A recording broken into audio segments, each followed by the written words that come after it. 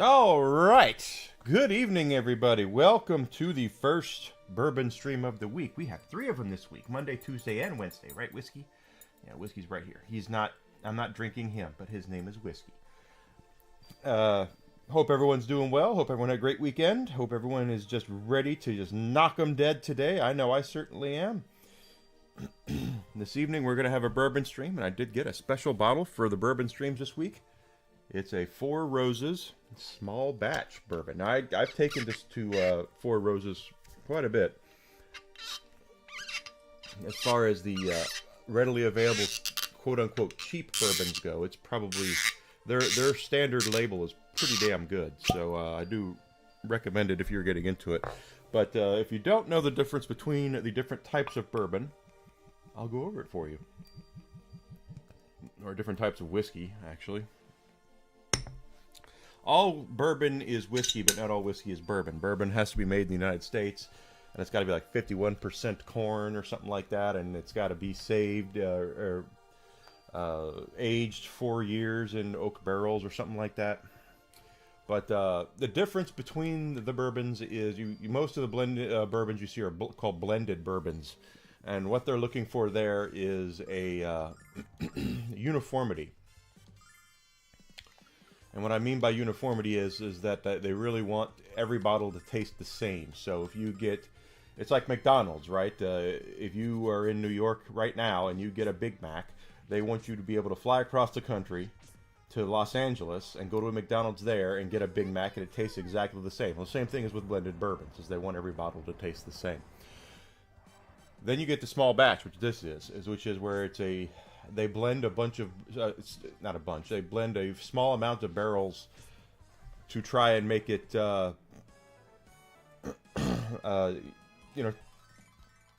taste good, right? So not all of them are going to taste the same. Then they have single barrel, which is, not all barrels are the same, obviously, because wood, even if you're using the same kind of wood, doesn't mean all the wood is the exact same wood. So that just comes in and goes, and they're always different. But anyway, guys, my name's Enigma. I am a variety streamer on Twitch, Twitter, and YouTube. I stream 5 days a week. My bourbon streams are when my girlfriend is out of town. She is out of town for the next 3 days, Monday, Tuesday, and Wednesday. So that is why I am here tonight. The TV shows I would watch, or we'd be watching with her, and unfortunately she's not here. So I'm not going to watch them without her. You know what I mean? So that's the plan, Stan. Anywho, so if you would do me the favor and the honor of following me on Twitch and Twitter, and I would just adore it if you would subscribe on YouTube, as I am trying to get to 500 YouTube subs by the end of the year, and that would just tickle me pink to get there. I'm like at 156, 157 subs right now, so I need a lot of help with that. So whatever you can do to help would mean a lot as we are getting into this. Now, we're playing Lunar Silver Star Story Remastered, the remastered version on the Nintendo Switch. So definitely hope you guys are into that. Oh, by the way, my bourbon glass is my bourbon glass. I actually design stuff for my merch store. Oh, that's so much better than what I've usually been drinking. If you go to my merch store at Fourth Wall, you can find, I just designed over the weekend a new bourbon glass with a new logo on it as well, and you can put that logo on coffee cups and hats. Is what I did. I designed the logo myself, completely from my own noggin. No one's, I didn't hire anybody to do it. I actually sat down and made it myself. So I hope you guys will go over there and check that out. That's the best way right now to support the channel is financially, as I am trying to make this a successful venture, and I need everybody's help to help me with that. So anything you can do would just mean the world to me. All right. But before we broke for dinner, we went and became a Dragon Master. Alex is now a Dragon Master. He has all the equipment, and Galleon, the Magic Emperor, my apologies, the Magic Emperor, has extended a invitation to meet him at the grindery in the Frontier, which is a place on the Silver Star that is devoid of Althena's love, the goddess Althena's love. It is barren, and there's not a lot there. And the Vile tribe is stationed out there. They have been forced to live out there, and they don't like it. So they've been at war with peace-loving people in the Silver Star ever since. And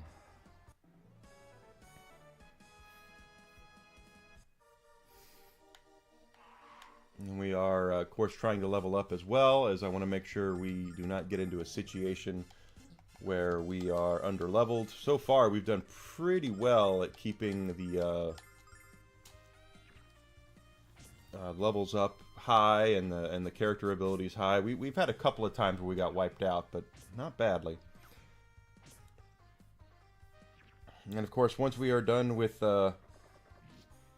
Lunar, we will move into Lunar 2, which is actually the one I'm really most excited to play, because I've not played it in a long time, due to the fact it's not seen as many remakes. Lunar 1 here, while this is a remaster of the PlayStation 1 version, there are actually 3 other versions of Lunar Silver Star Story out there. Silver Star.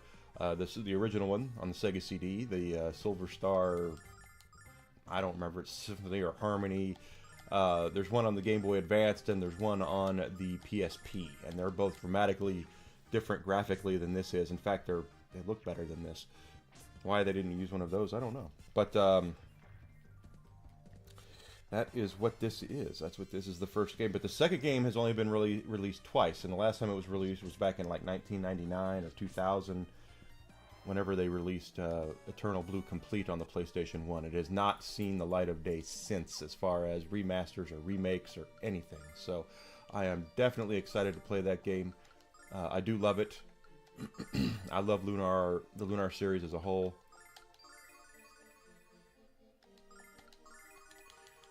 We got our party there.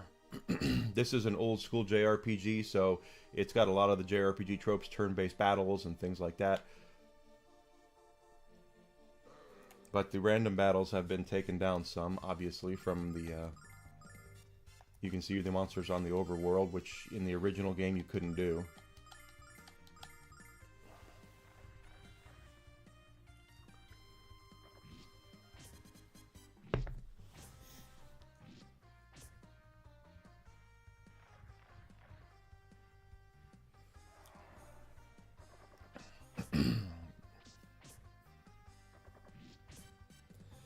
But old Alex is a Dragon Master.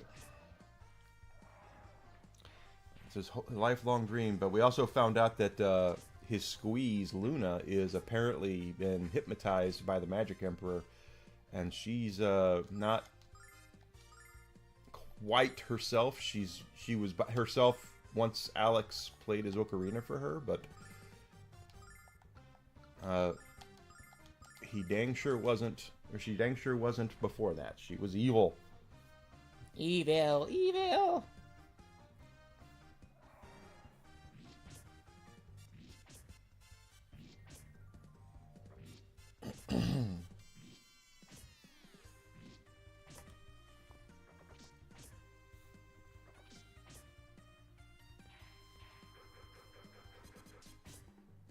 He just randomly throws a rock at somebody, at Alex, and hits him for, a fourth of his hit points.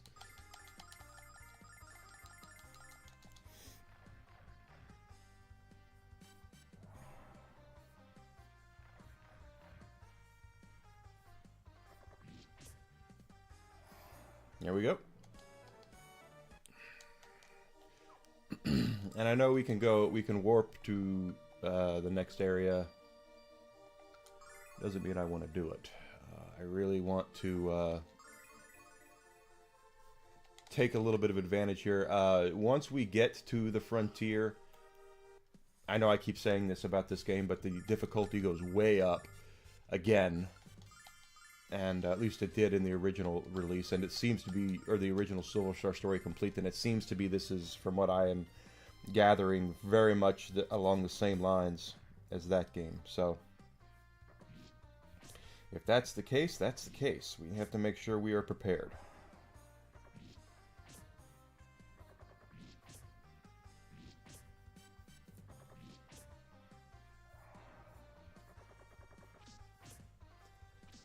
So being prepared is a big deal.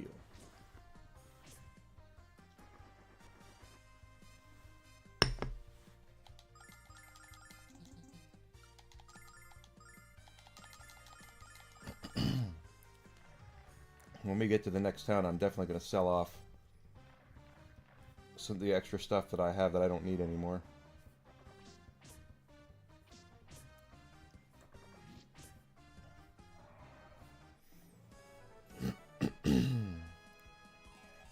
There we go. See, levels up.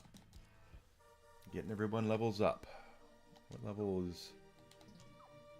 Alex is 39, Skylar's 39. Okay, yeah, level 30. We're almost level 40, so...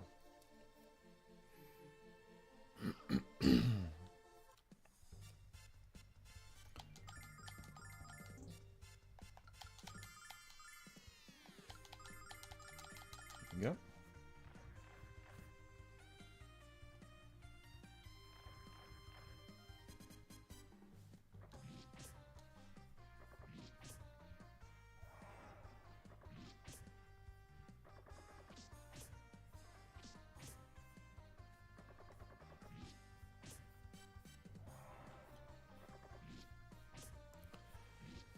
Oh, I gotta pace myself with the bourbon, though. It's only 6 o'clock. I don't want to get too crazy.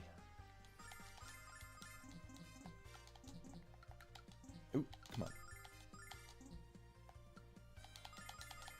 There we go.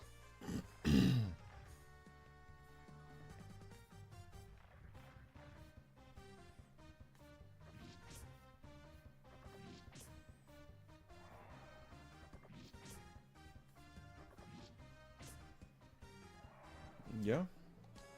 So we're getting 1,500 to 2,000 experience points per shot here, so I'm definitely in favor of that. Now, of course, when we get to the frontier, things are going to be worth a lot more. I get that, but this game does not. I don't want to say it doesn't make it as easy to grind, because it is, but because there are no quote unquote random battles, the grind can be a little more difficult to do, so it's just how it works. I wonder if we stand a chance at that spring yet. I'll have to look.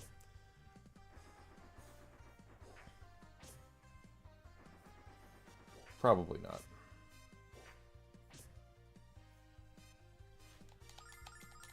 I like the fact that they're called ambushes. That's actually really funny.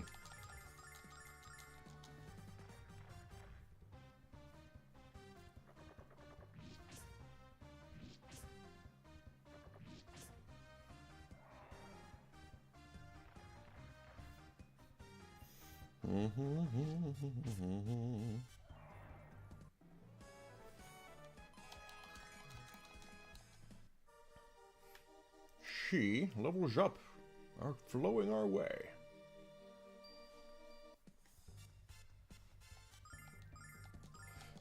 Okay, that's a lot of things to fight, so I know what I'm going to do.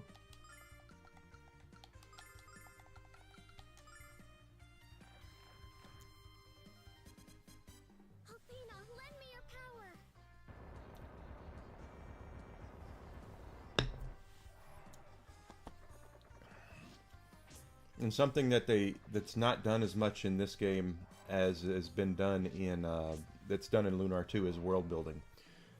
The one fatal flaw this game has is that they put you in the middle of a completely unique world, and they don't really explain a lot of it. They explain it as you go through exposition and story dump, but there's no they don't explain to you who is the goddess Althena. They don't explain the past. What is the Silver Star? What is the frontier? Where do they come from? They don't really explain any of that. And then once we get to Lunar 2, the beginning of that, they do explain a lot more world building, even though it is 1,000 years after the events of this game.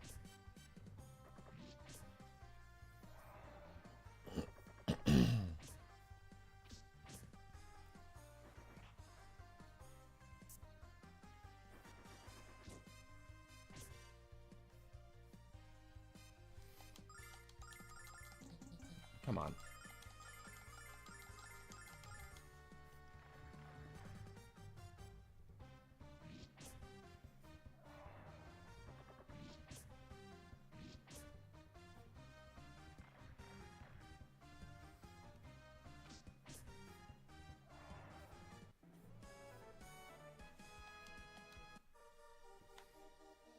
Da da da da da da da.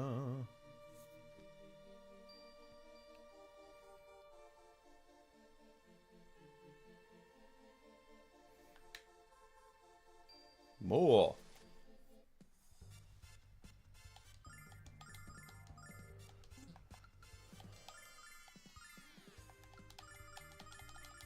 There we go.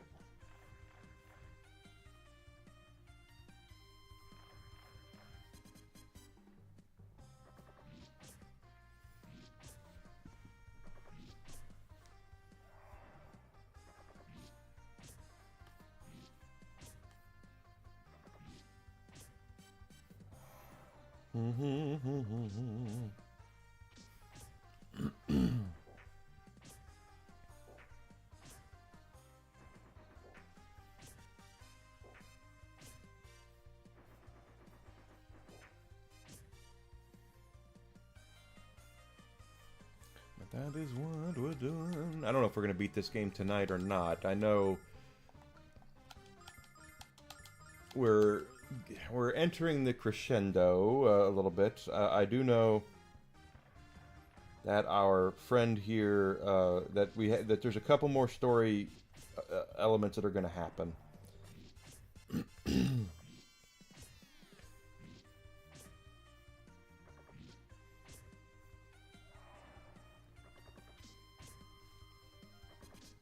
Here we go.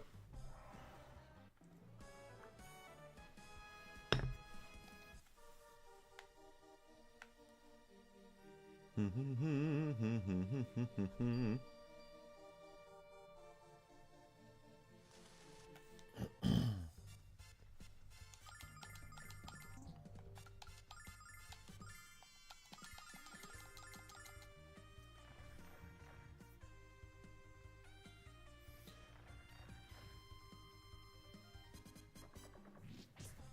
my gosh, this is so funny.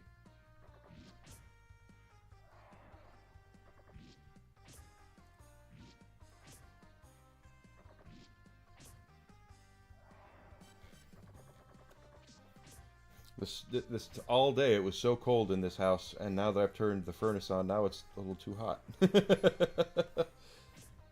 So I guess I need to turn the air back on.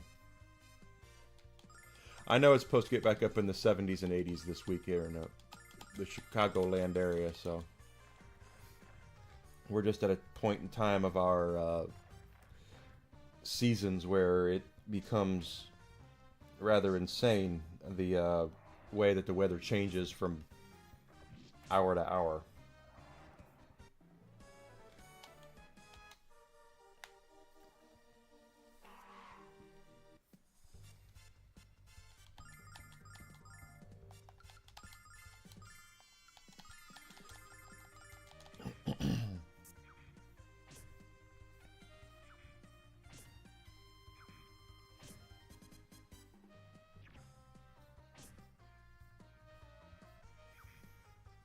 In fact, I'm probably going to turn the air back on just so I can make sure of it. I'm not going anywhere, Wes. You can stay right there.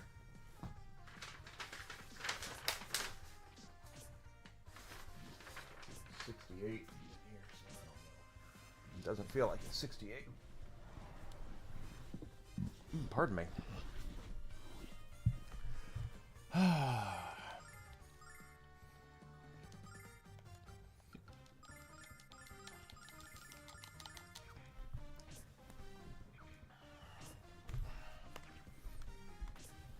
go.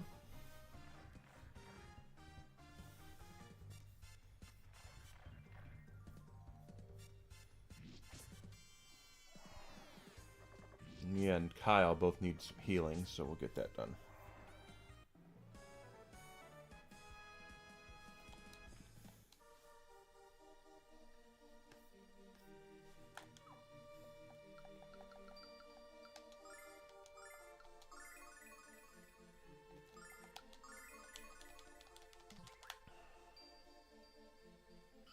Oh goodness, there's a whole lot I missed.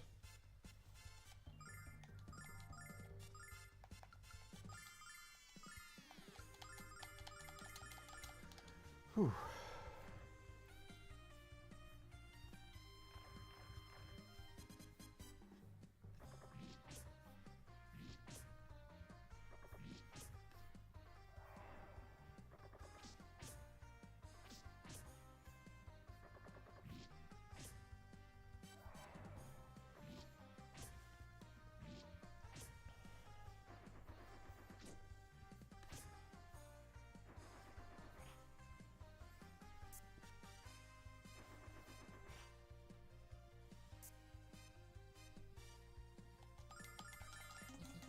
Mm-hmm.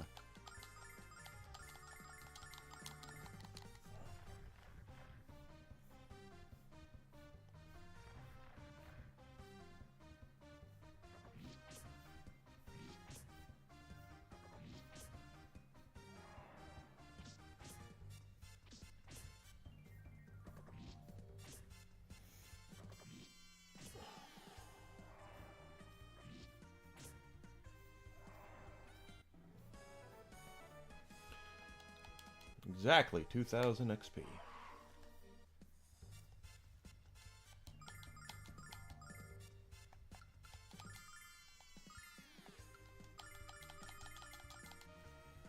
I don't know why I'm bothering conserving MP here.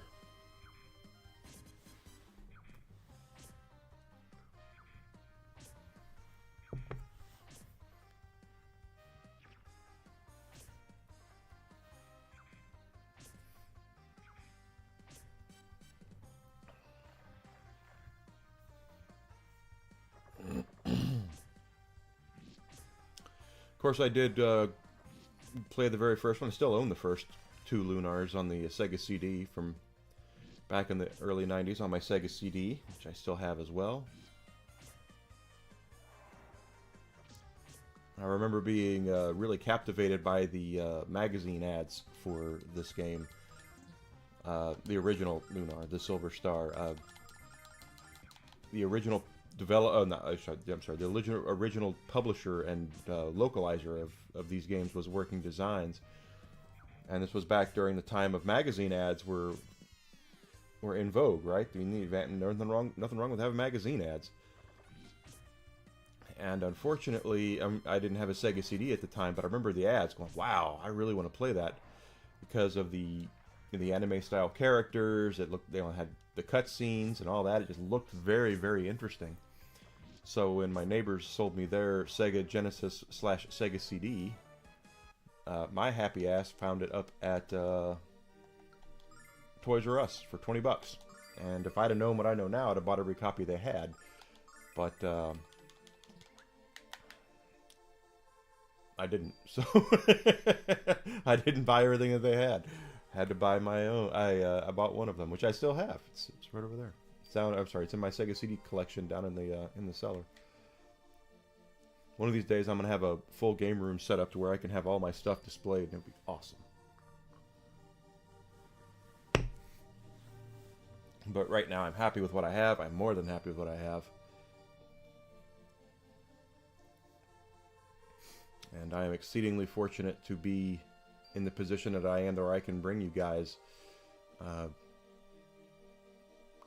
this game, and games like it.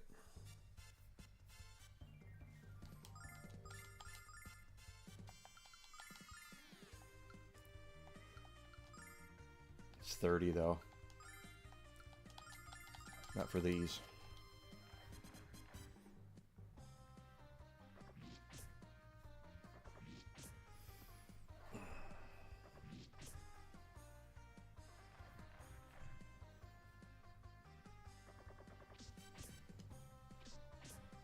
Okay. Get him down.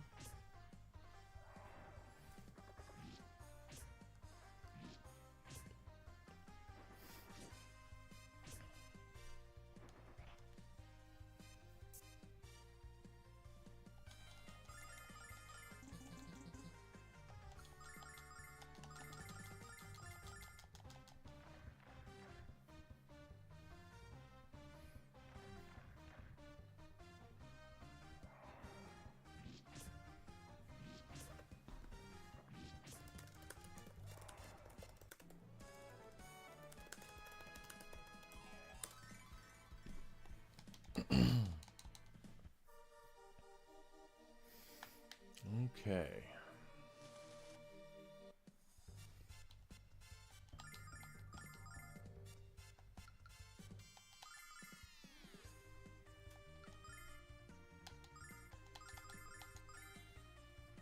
Sure.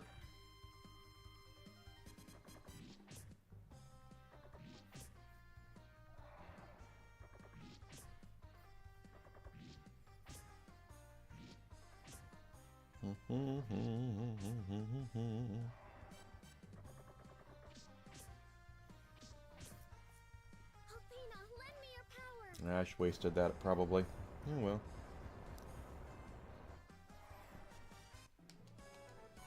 There we go. Mia leveling up.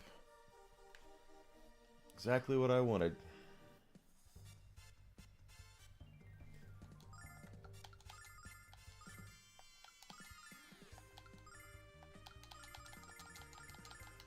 Whew.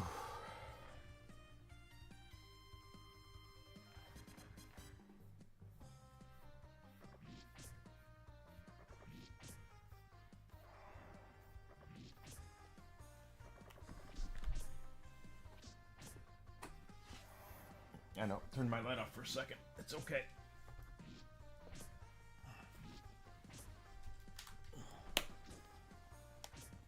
I'm sitting on a couch full of USB ports and things, so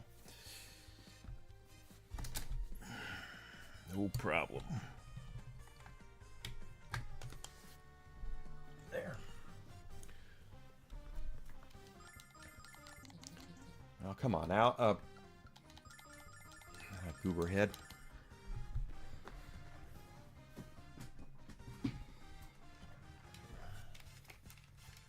Not my biggest fan,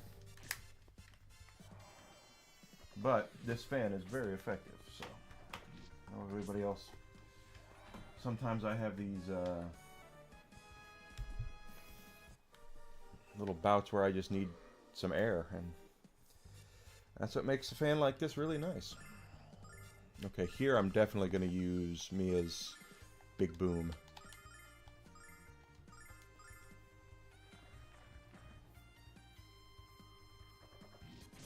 Well, I was kind of hoping she'd do it before you did something, Kyle. Althena, lend me your power.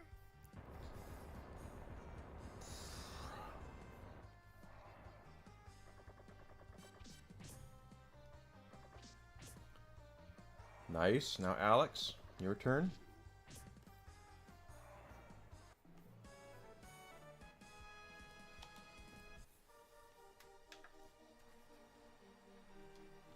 Go. Okay.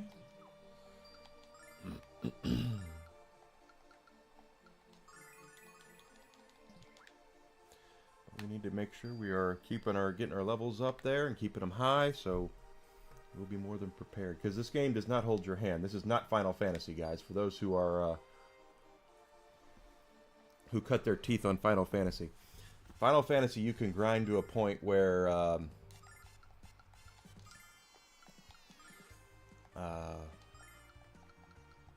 a lot of enemies just become pushovers, right? We've all done that, right? You get to level 60, 70, 80, 90, and all of a sudden the game becomes a hell of a lot easier. That's usually kind of what happens. Well, this isn't that. Even if you're max level, if we were level 99, it would still be a challenge. There would still be some challenge here because the enemies do have the ability to still do damage to you. So, friendly advice.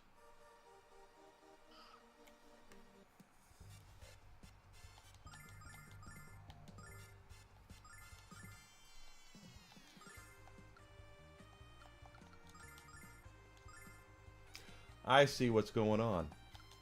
It's the healing nuts. That's the problem. I keep getting... Okay. Now it makes sense.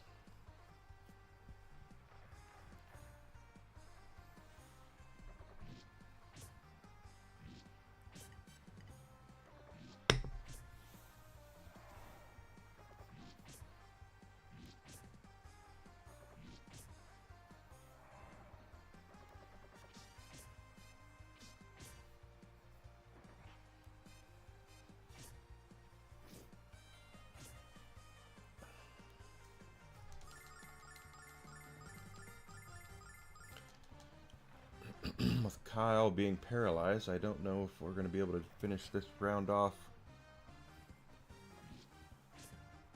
here or not, but we might be able to, because Alex is an ass kicker.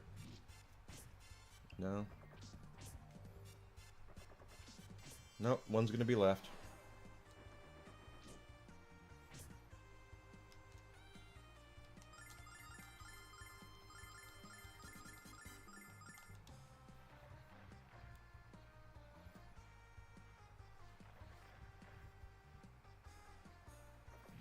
There we go.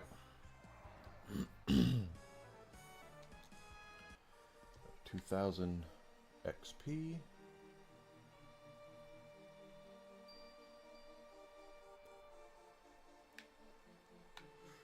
On my way up, okay. This is a forest maze. It's easy to get lost in here, even though it's not very big. It's just big enough to get confusing.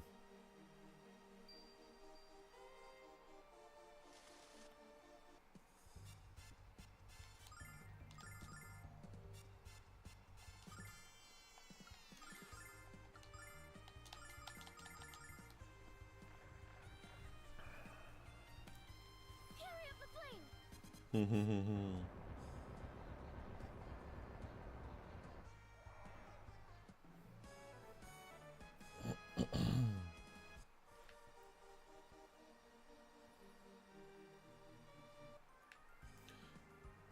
let's go up here to Timur.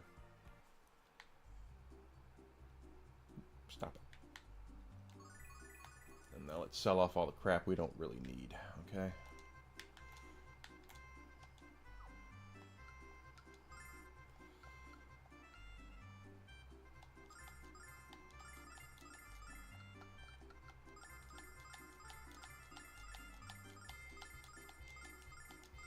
There we go.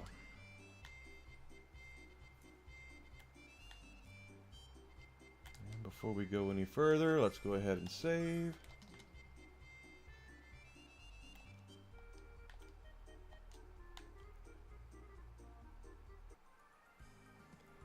Head on back up to Light's Tower here.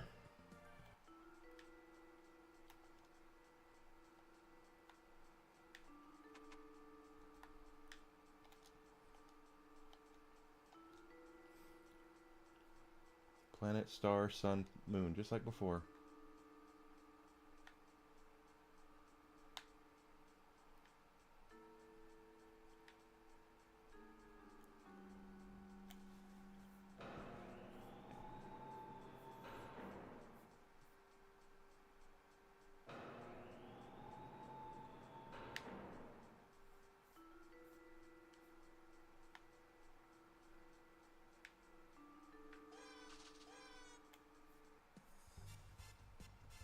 So we don't have Lakey here. We don't, or whatever his name is, and we'll find that out before too much longer who it is.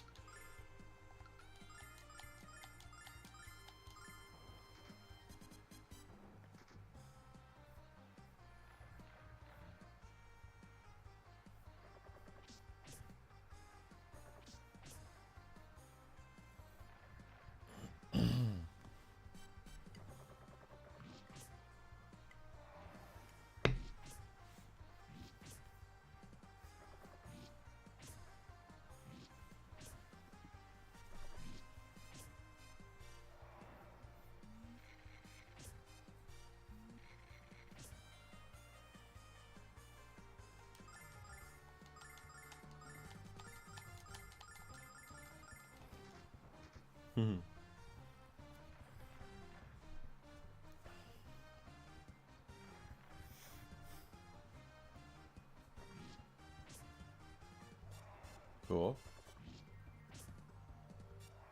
Good.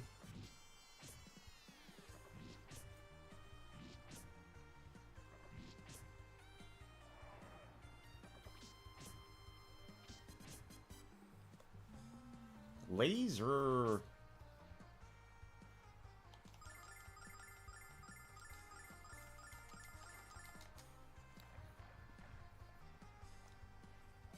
There we go. See, that was only with 524 XP, so yeah, I know I'm big about clearing things out, but we can get much better returns. We go back to that forest and find better returns than that.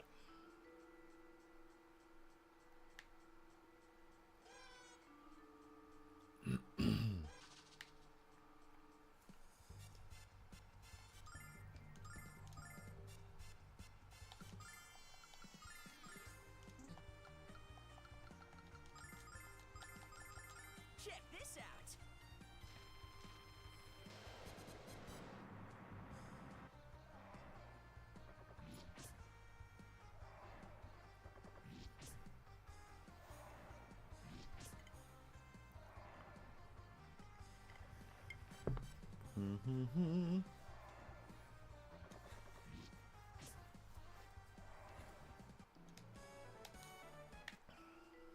Yeah, not worth it.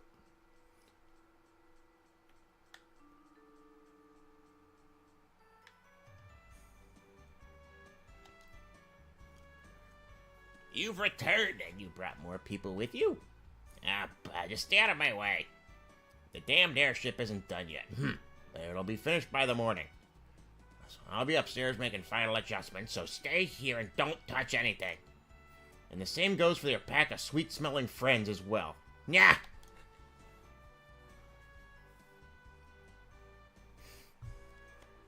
He's even more charming than you made him out to be, Alex. By the way, did he happen to mention where we're supposed to sleep in here? It's all right, Nash. I'm sure he'll warm up to us in time. Let's find a place to rest.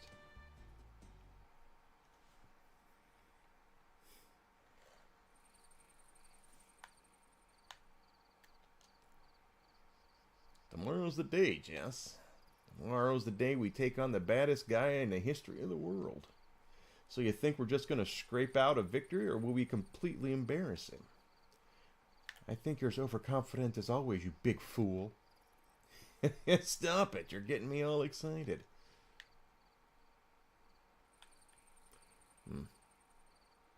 Kyle, what's wrong? Before we go, Jess, I have something to tell you. I have to tell you that I can't hear you, Kyle. Your voice is trailing off. It's nothing. What? Come on, Kyle. You can't tease me at a time like that. Tell me. I said it's nothing, Jess. Now be quiet and leave me alone. Be quiet? Is that how you treat the woman who you were about to confess your love? Love you? How could anyone love your squeaky voice and your bad attitude? My attitude is just fine until you open your big mouth, Kyle. I bet those two have been fighting with each other since the first time they met.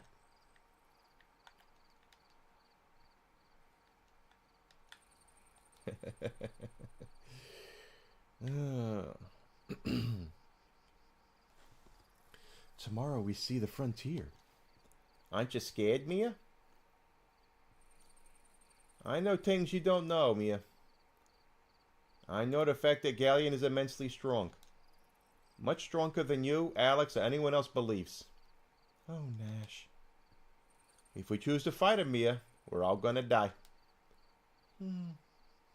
You're probably right, Nash, and I'm scared. So why are you fighting? Because it's my duty, Nash. It's my duty as the next leader of the Magic Guild to protect the goddess from harm. That's right, Mia. You're the next leader of the guild. That's why you just can't throw your life away like Alex and the others. Why don't you stay here, Mia? I'll fight Galleon in your name. Just don't do this. Thank you for your concern, Nash, but I'll be fine. That's a very poignant conversation right there that just took place. Weight distribution's fine, but the engine output still needs optimization. Now go to sleep and let me make the final damned adjustments in peace. Yeah.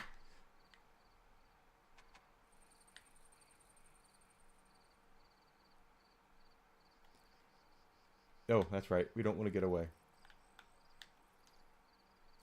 I used to think a lot about how powerless I was, Nash. Yeah, that's not true. I was born to take over the Magic Guild. I was reminded it every day of my life. But the more I pondered my destiny, the more certain I was that I would never fulfill it. Could never fulfill it. I knew I could never be a great leader like my mother. I was drowning in my own fear and uncertainty, Nash, but not anymore. I finally realized what I should have known so long ago. I have to live in the present. I can't worry about what could be or what might be. I'm going to do whatever I can to make a difference right now.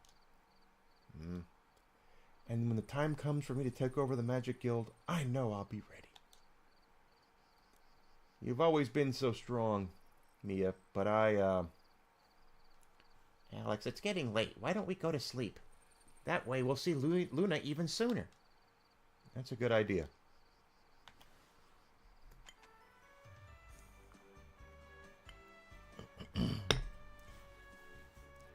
Patience, boy. Delays are temporary, but mediocrity is forever. Yeah.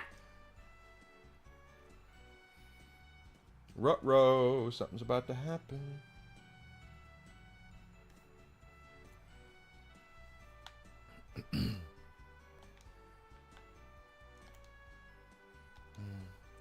Face it, Alex, even our combined strength isn't enough to match Galleon's power. It doesn't matter whether you're not the Dragon Master or not. Nothing matters now. Nash?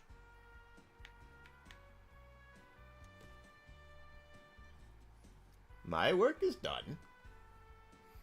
Excellent. Let's go thrash ourselves one Magic Emperor. If we hurry, we can probably be home in time for dinner. Don't get too cocky, Kyle. We're going to be... Kyle! We're going to be fighting Galleon, the Vile Tribe, on their home turf. Doesn't matter what we fight them, Jessica. We're gonna win. Nash, what's wrong? I can tell something is troubling you. We're gonna fight Galleon. We're gonna fight Galleon? I've never heard anything so absurd in my life. We're gonna fight Galleon. I've never heard anything so absurd in my life. Nash. You've all seen Galleon's power, and you're deluding yourselves if you think you can beat him. If you travel to the frontier, you're all gonna die. Don't any of you understand that? Nash, why are you saying this? What's wrong with you? What? Galleon knows everything, Mia. I've been reporting to him since the beginning. I'm gonna tear you to shreds, you two-faced, whiny little runt. I'm not letting you go to the frontier, Mia. I won't let you throw your life away. Check this out.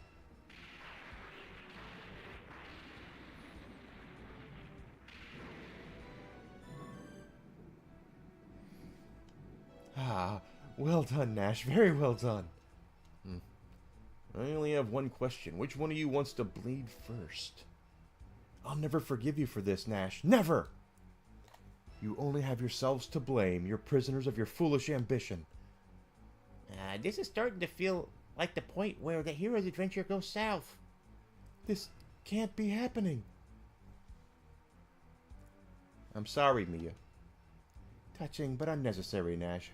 You made the only rational choice. What the hell is he thinking? What the hell has he done? He told Galleon everything we've done. And now he's telling Galleon we're going to the frontier. Well, Galleon already knows that. He invited us there. For the record.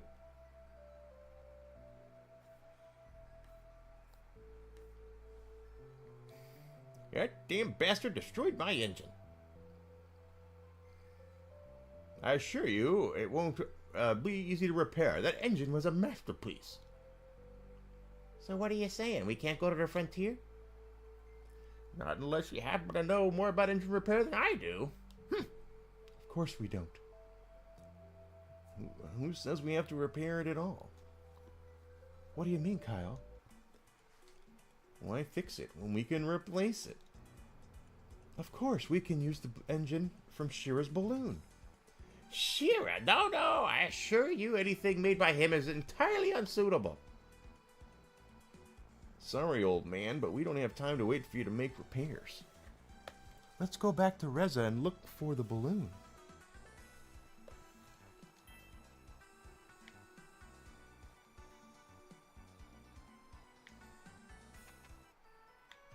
So we are now down a party member. There's no Nash.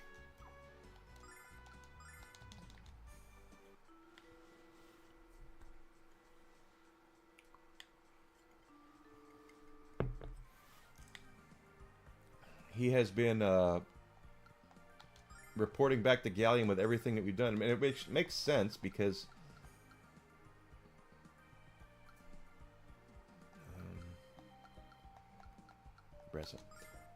he's Galleon's apprentice, so it would make sense that he would be reporting back to him.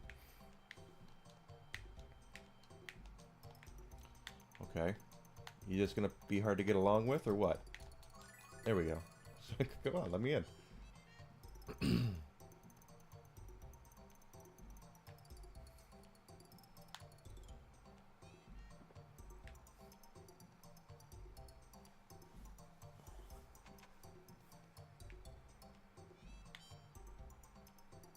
Lily's back?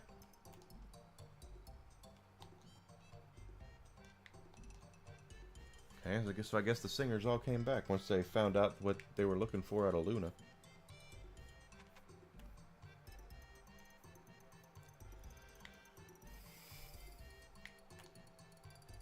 So you just want the engine of the airship? Alright, it's yours for 30,000 silver. You know how much I could brew with that kind of money? I don't care if you get the money. We do have the money.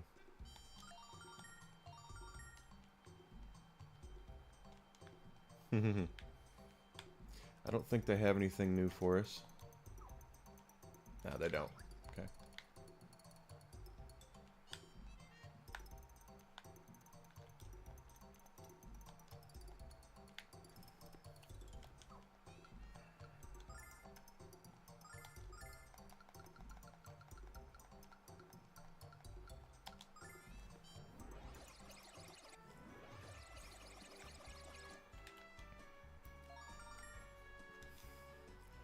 This is Shira's engine. I hate to admit it, but it's good. Not as good as mine, I assure you. Bah! He could have been a great inventor with more training. But never mind that now. I'll go upstairs and install this airship into the airship once I make it perfect, which won't take long. You and your friends can wait here, and I'll remind you all not to touch anything, yeah?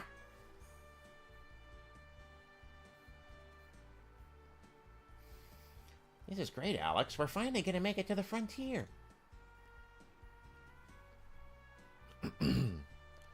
What's this? Why haven't you taken off yet, huh?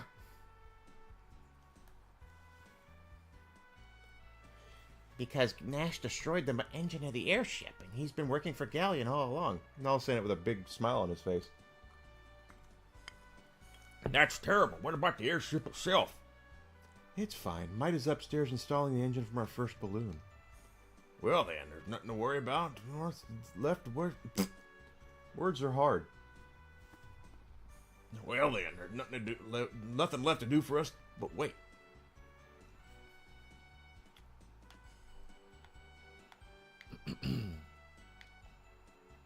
Alex, you have to understand that Nash was thinking with his heart. In his mind, he didn't believe that he was betraying us. He was protecting us from harm. I know how she feels, but what Nash did was so wrong. I agree, actually. Nash is an idiot. How could he not understand the grief he's causing Mia? He should have thought about the consequences of his actions. Since when did Kyle become an expert in relationships? I'm gonna claw out Nash's eyes the next time I see him.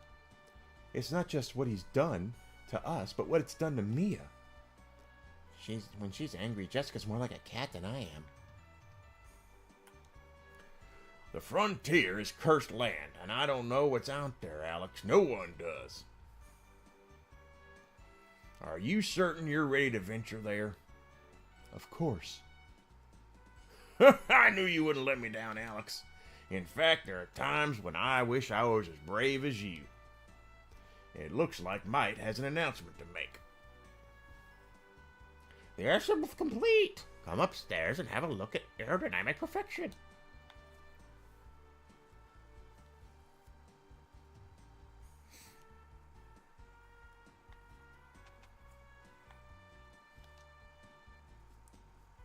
Given time, I could design a far superior airship. But this will have to do. I can hardly wait to see the look on Galleon's face after I stick my boot up his pooper. Or pooter. I hate to admit it, but Kyle's confidence is infectious, isn't it? I don't understand why they're so excited about it, Alex, what we're gonna do. There's nothing cheerful to me about the thought of taking someone's life. Unless it's Nash's. Don't worry, Luna. We're finally coming. Alex, do your best. I will. Why is that old man? He knows a lot. All aboard. Next stop, the frontier.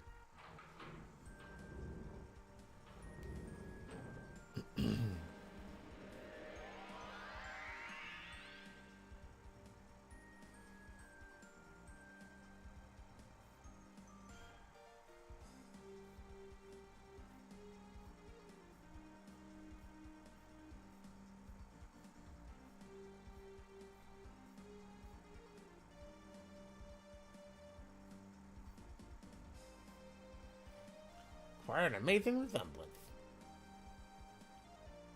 What's that, Might? The one between that Alex kid and you at that age. Really? I think I was a bit more stylish than that. Stylish? Bah! If you knew what style was, you'd take off that beret.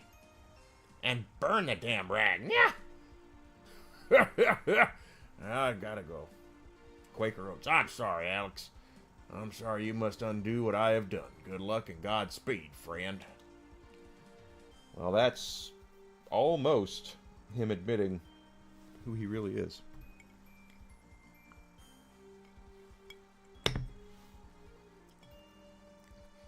What a horrid place. No trees, no grass. This is the frontier, untouched by the hands of the goddess. So where's the Vinyl Tribe? Where's the Magic Emperor? The sooner we wipe them out, the sooner we can leave this nasty place. Looks like the moon, don't it?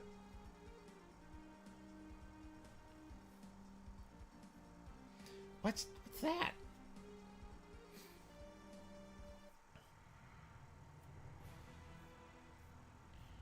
Alex,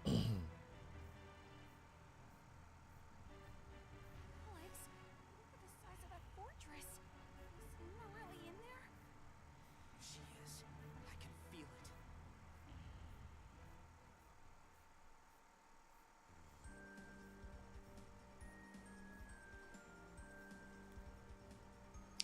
This is it, Jess. Are you ready?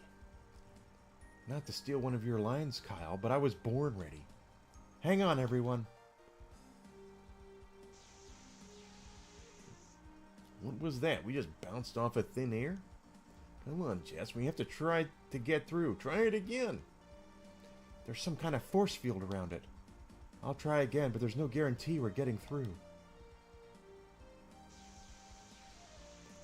It's not working. Please stop before we crash. Again! We could ram into the magical barrier 1,000 times over with no effect, Jessica.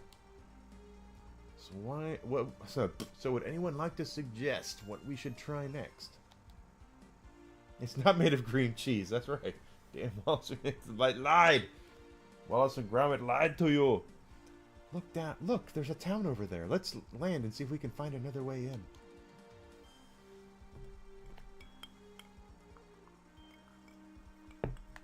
I bet you we will. And that town is probably not friendly. Yes, this is indeed the Vile Tribe.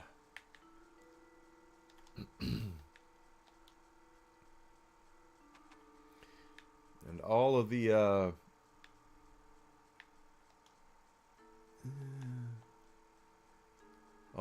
men apparently look like goblins or something, and all the women look like hot. Hey, look, a weapons shop.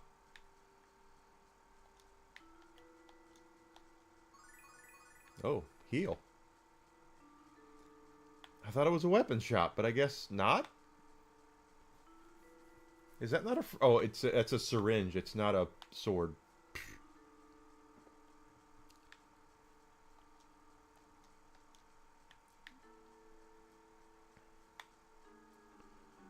The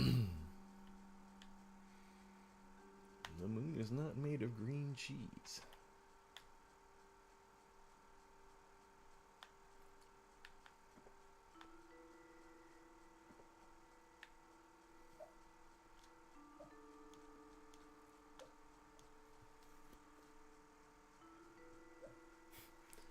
Whiskey is dreaming. I can hear him woofing.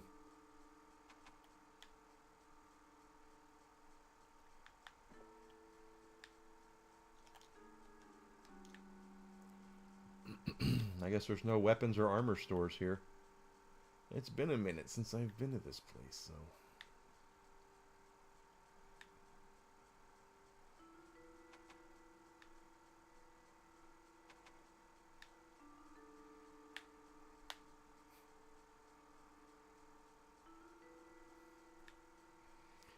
That looks like a tavern. It's got a mug.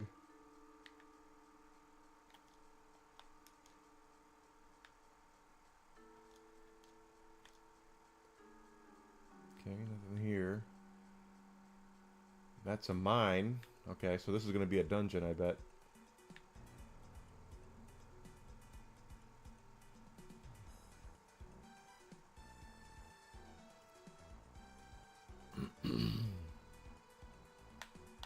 Oh, wait a minute.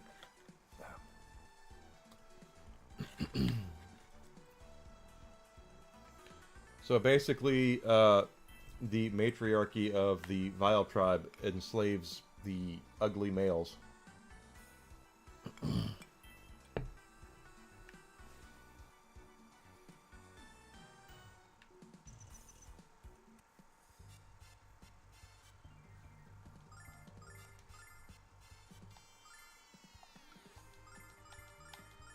And let's not forget we're short Nash, so we can't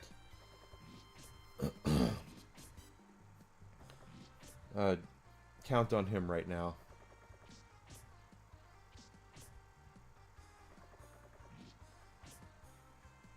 There we go.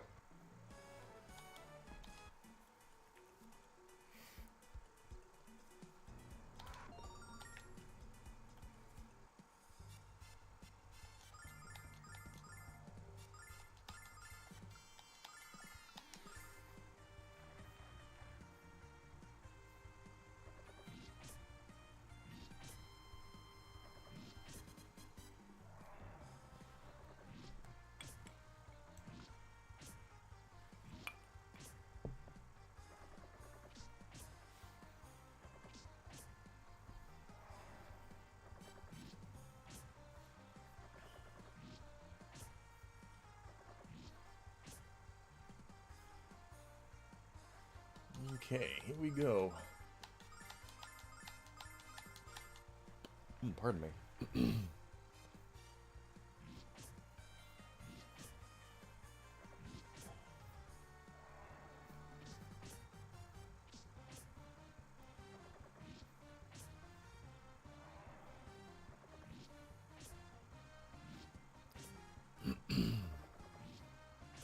Well, he's just breaking out the whooping stick, isn't he? If I'm mistaken, there is a boss down here.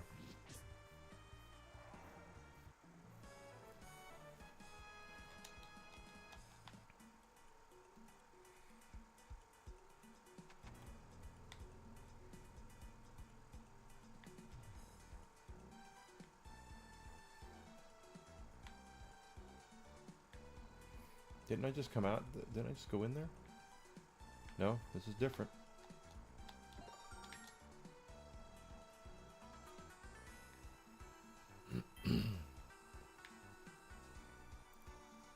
Okay, I did. I'm making a big circle. I'm making a cycle. That's what I'm doing.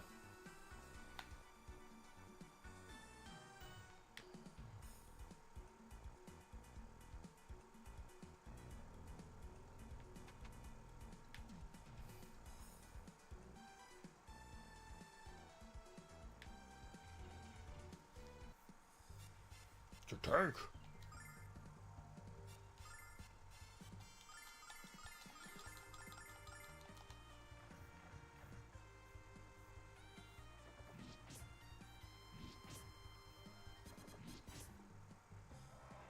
Okay, got that one down.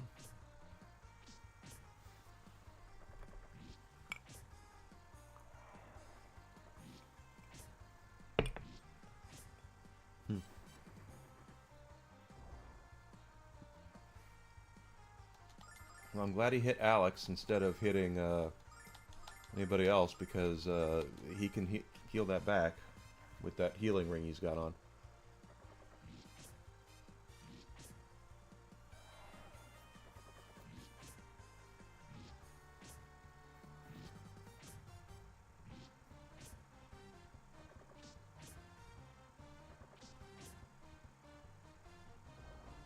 Ow!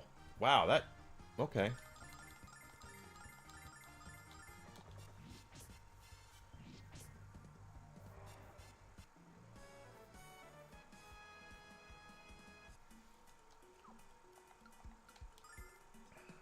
No, no, no, no, no.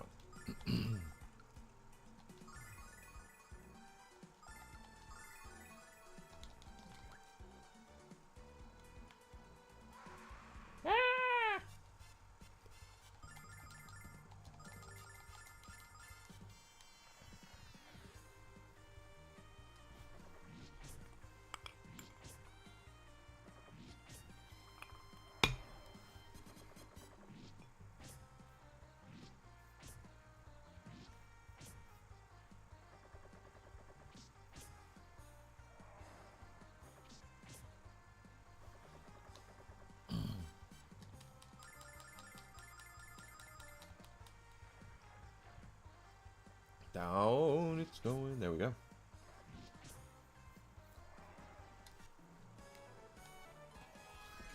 Take that, Alex.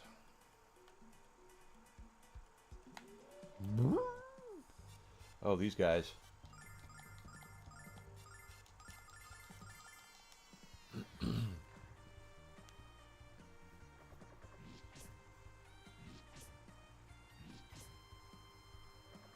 Didn't kill it.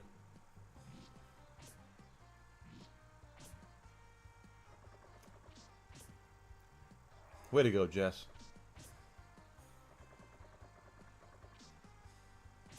Ow! Oh, and now she's confused? Don't confuse Jess. She's my healer.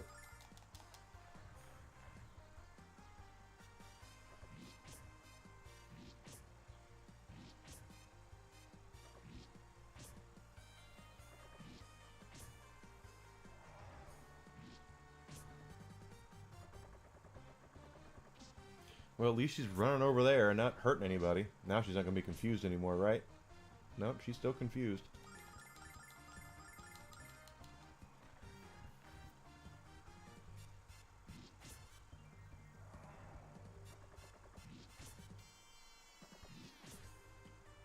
Good.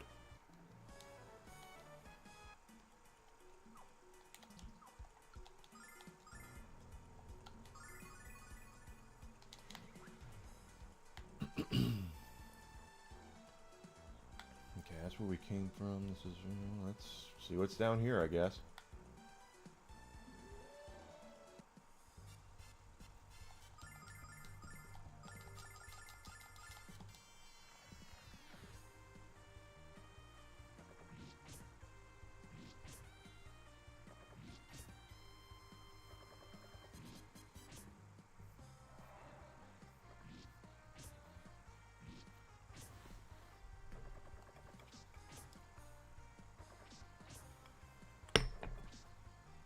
Hmm.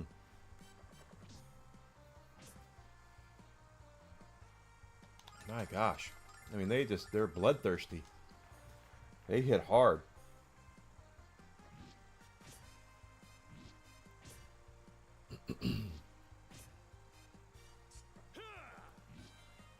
And he just, well, yeah, well. I understand him popping Jessica. They kind of, they're moonlighting at best. Let's see.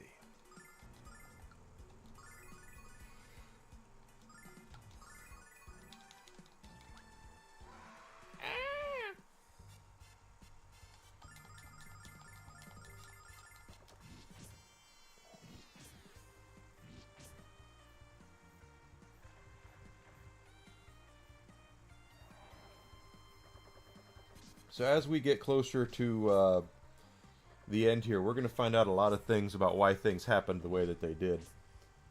Why Galleon, one of the four heroes, turned his back on the world. And what kind of guy he is. While I'm not usually one for... I'm into villainy. There are times where I am not a huge fan of villain development in the way to where I'm not necessarily into the idea of having sympathetic villains. But Galleon's one of those guys that's a very well developed villain, and it's you'll see. I'm back, Alucard. Today, tomorrow, and Wednesday, I'm going to be here at night. My girlfriend's not here, so I need something to do, and it's going to be streaming.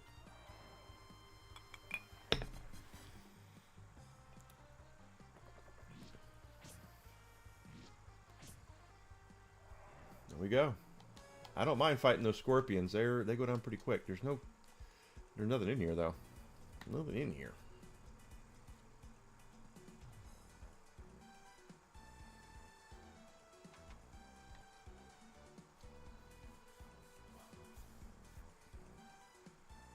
Get out from under back there.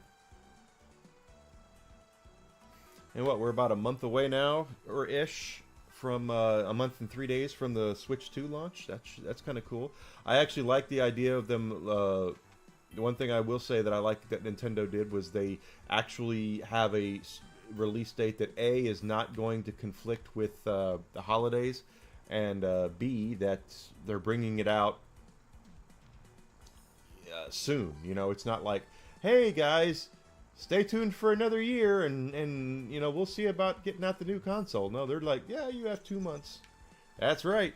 I have bourbon.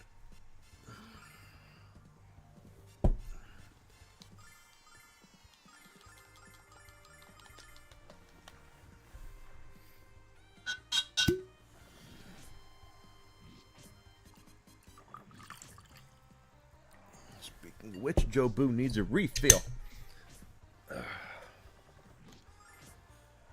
Oh, no.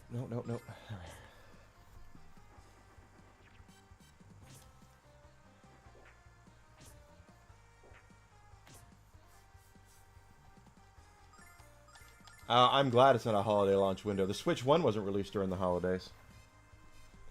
If it were up to me, I would have all consoles released in a non-holiday window.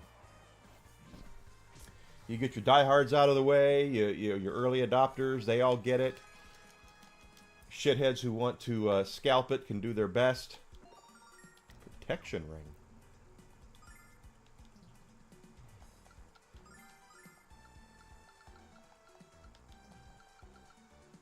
That's a barrier ring. Just increases defense.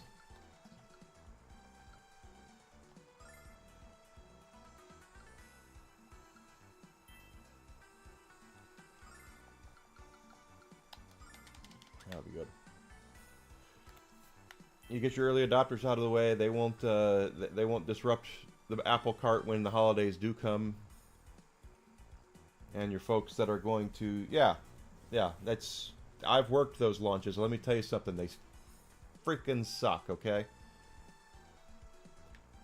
People running around being mean to each other and just basically wanting to chop each other's heads off, that shit's for the birds.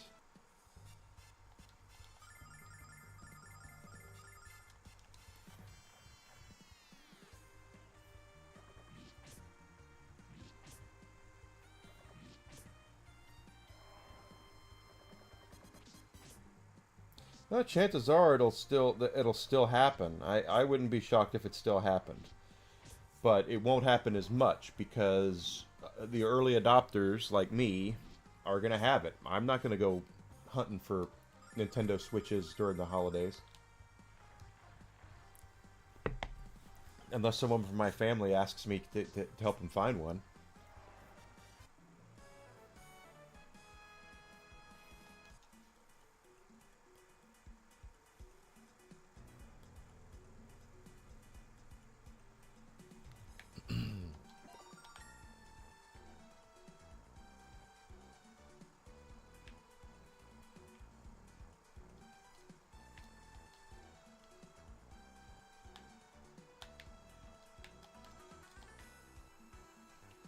See, the Vile Tribe, though, they're basically enslaved. Their leaders are forcing them to work.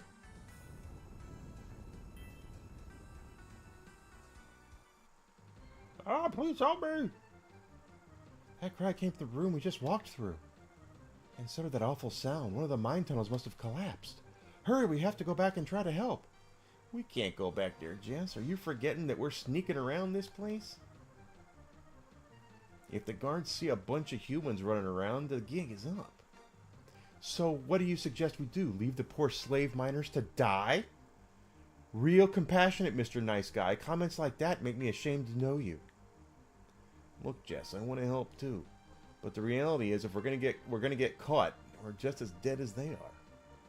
I'm tired of arguing now. Alex, you make the call. Do we help the miners or keep going? We must try. We must try to help them, even if what they're doing is wrong. Because if we don't, we're just the same as the Magic Emperor. None of you have a lick of common sense. But hey, I hear that birds of a feather flock together. Let's go.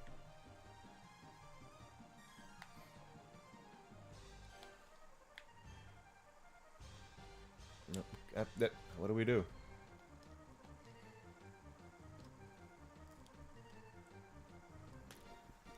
Are you crazy? There's no way I'm gonna help you. If I don't keep working, I'm dead. Then just stay out of our way, you gutless wonder.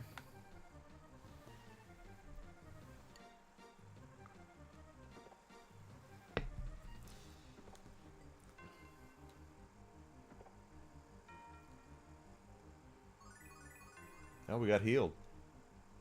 He's alive. You did it. Oh, I'm so happy. And we're gonna have to fight. What the hell's going on here? You all know you're not supposed to stop working for any reason. Leave this fool to die and get back to work before we decide to execute the lot of you. And don't think for 1 second we won't crush your worthless heads if you disobey. Remember that you were brought here because you were too weak to fight in Zenobia's hordes.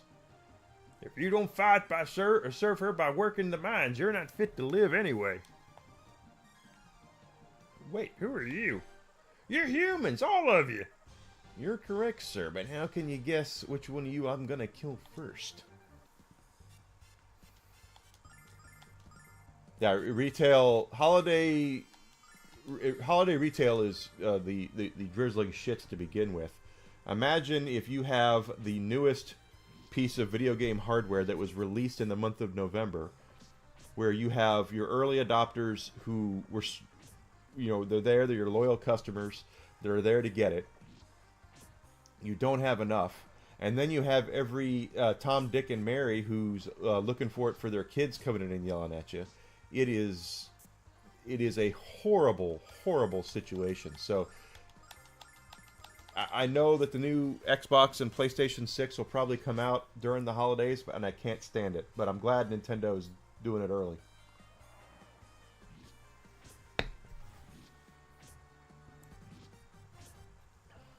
It is not fun getting your ass chewed over something that's not even your fault.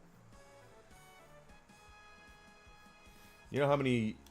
Did I ever mention how much I enjoy winning? Yeah.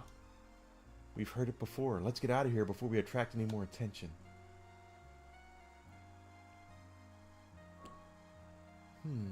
How interesting. They saved that miner's life, even knowing the danger they faced in doing so. With such a selfless act of bravery in their hearts, they might yet defeat the Magic Emperor.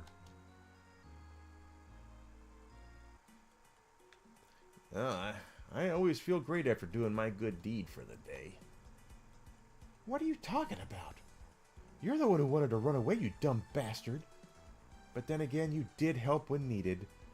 Sorry for the name calling.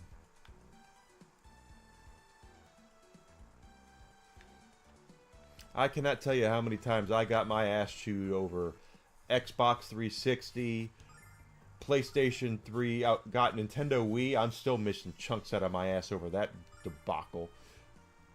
Frickin' DS. All that shit. I just... Oh my god, I hate it. I hated it.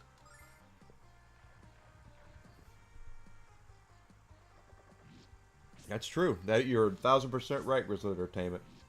And the thing is that most of the time, anyone who has any frickin' brains is not blaming you.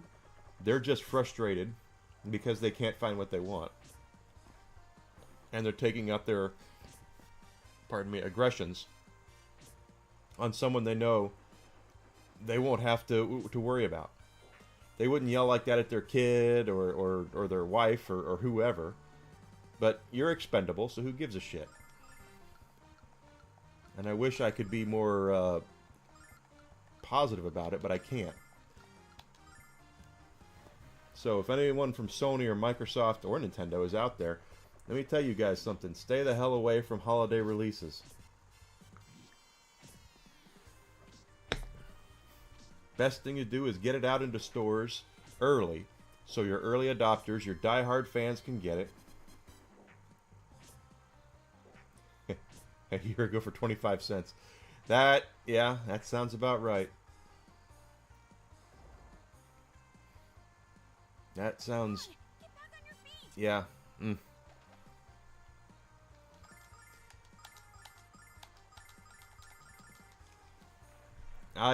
Well, it was 1 year I got chewed out because the UMDs... We had UMD's movies, which were the PlayStation portable movies, PSP movies, and I got my ass chewed because the ad that they had put out showed like a variety of movies, and it said on there, it said on the ad, availability might differ per store. And this guy came in and wanted every movie that was in the ad. And I said, I'm sorry, we don't have them. And he just chews me out. He goes, how do you not have it? I said, well, dude, it says right there that not all stores are going to have the same variety of movies. We all got different stuff. PSP UMD. You're more than welcome to go out there and look at what I have, but what you're looking for is not out there. And he said, then why would they put it in the ad? And I said, well, I didn't print the ad. And he says, I didn't ask you if you printed the ad. And I said, dude, read what it says and then come back to me. Because you're so mad, you're not even reading the ad. Okay, that's a chest.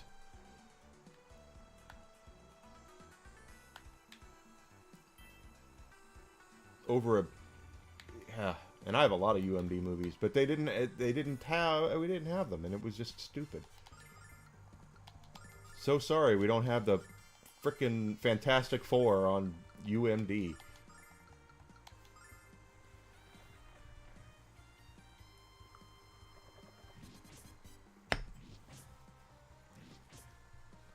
They never reading requires an effort. That's the thing about most customers during the holidays. They don't read. They want everything they want, and they want it handed to them. And if you don't hand it to them, they're going to take it out on you. I can't tell you how many the year after the Nintendo Wii came out, and they were still impossible to find. they sent every store a batch of Nintendo Wii consoles. So I come in, I go to open up my store on Black Friday. I got 200 people in line. And every one of them's looking for a freaking Nintendo Wii. I had 20 Wiis. So I go out and I just say, who's here looking for a Wii? And everybody raises their hands. I said, I have 20.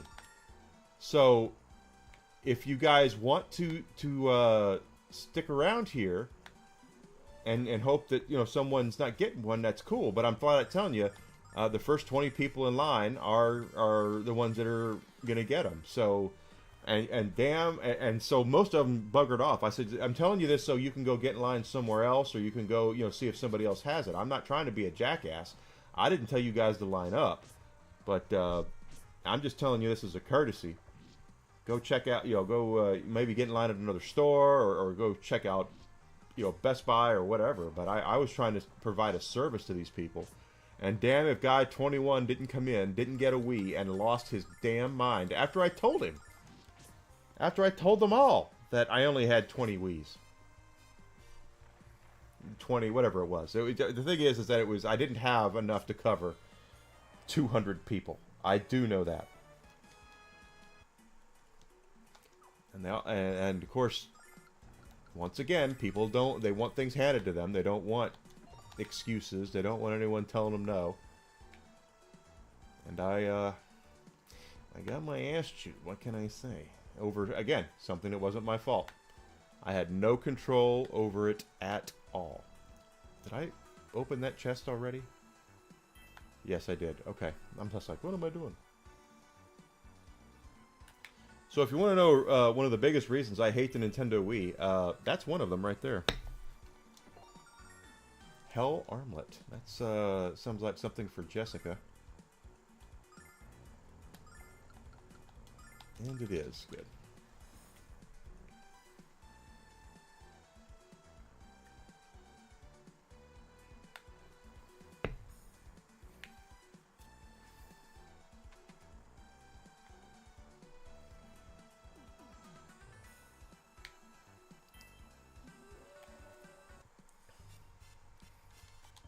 So, that's why I say, if I had my way, all consoles would be launched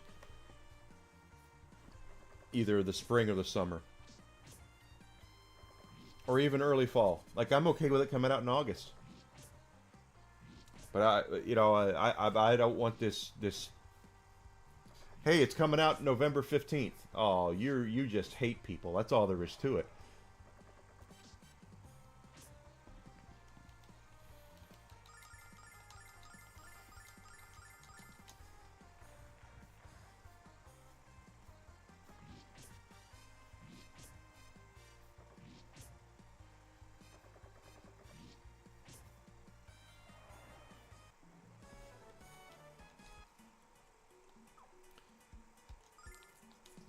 Yeah, I got my ass chewed a lot over stuff like that.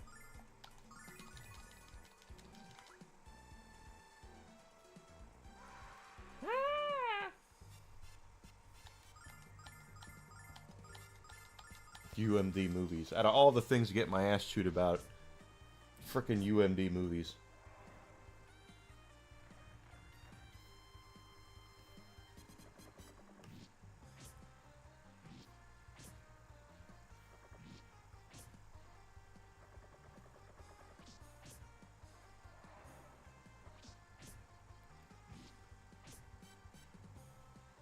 Yeah. Me too. I mean, I was, truth be told, I was exceedingly lucky. I managed to get an Xbox Series X on launch day. I went to a site that wasn't as prevalent. They had it. Holy robe. I got it. Great. PS5 I couldn't find. And it wasn't until... For me, it wasn't until... Actually, it wasn't until New Year's Eve. New Year's Eve, which is, my birthday is January 1st, so I actually managed to get it on New Year's Eve for my birthday, basically. A PlayStation 5.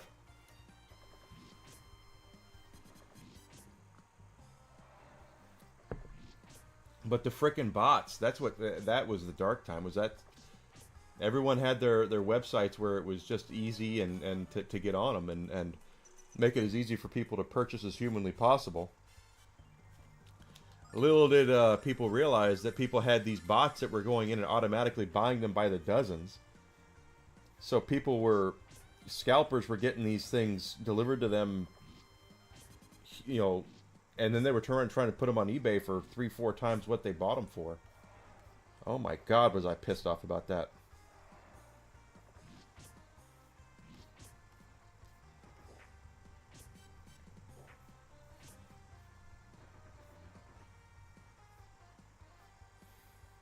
Big time. Nowadays, it's not that bad. I know that when I pre-ordered my Switch OLED, my first one. That's one thing about the Switch OLED. I was pissed off when it crapped out on me.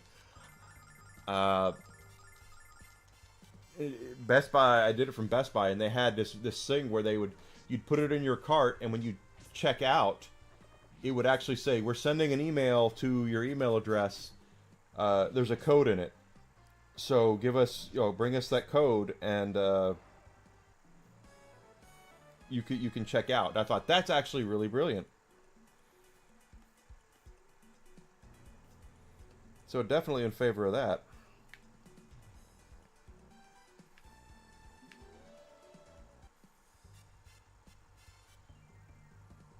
You know, I tried that. I tried the PS Direct one time, and I waited. God, I probably waited for an hour, hour and a half, and they said, "Oh, sorry." And I went, "Son of a bitch." I was pissed off.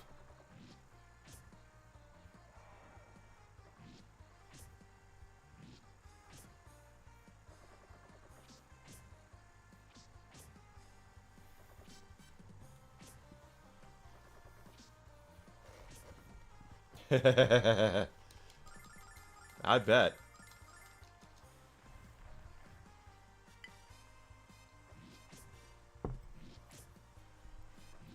Now, I got mine from the Evil Empire, and when I swore up and down I'd never buy anything from them again, and I got lucky and got one, and it came with Spider-Man Miles Morales and NBA 2K, whatever the hell it was, and every once in a while I'll get a refresher ring. What is that? I'll get a wild hair and want to play football or baseball, but prevents conditions.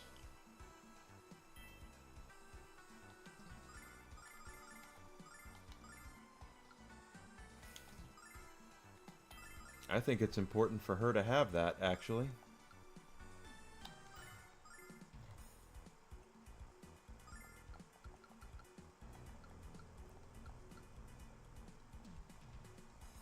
Yeah. You're damn right it did. But I got this bundle. It was extra, like I said, extra controller, Spider-Man, Miles Morales, and NBA. So I go back to the store. There was a store that was a little ways from here, close by. It was about as local as we could have of a local GameStop. And I just took that game back, and I brought him the receipt, and I said, "Look, I just want to swap this game out for something I'd much rather have. I don't really care about NBA."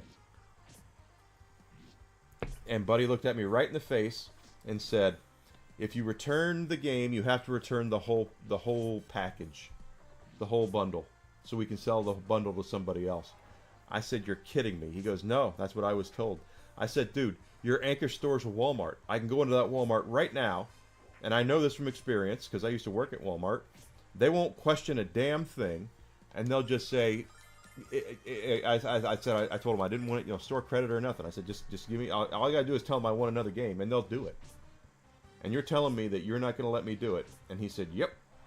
I said, "Okay, well, do me a favor. Tell your district manager that one of the biggest game collectors in your area is gone. Like, I gave you guys another chance. And you lost. You're done." And then it made me great joy that 3 months later I drove by that store and it was closed. Not because I was like... You worked for Walmart for 12, 14 years. I worked for them for 3 months and that was enough. But Walmart is... Their folks are... Their people are trained not to question. It's just... as long as they're not doing anything exceedingly shady, go ahead and let them do it. So, I walked into Walmart and just said, look, I got this for Christmas. I was told it was bought here. I just want to grab something else. Can you just let me let me go out there and grab something else instead of this? I said, sure, no problem. Yeah, Walmart's the shits.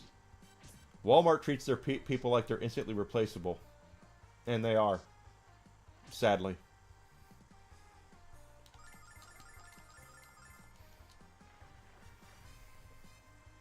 Yeah, you work that you get on there and they act like it's this big deal, like, oh, welcome to the Walmart family, and then that's it. Treat their people like shit. He just killed Jessica.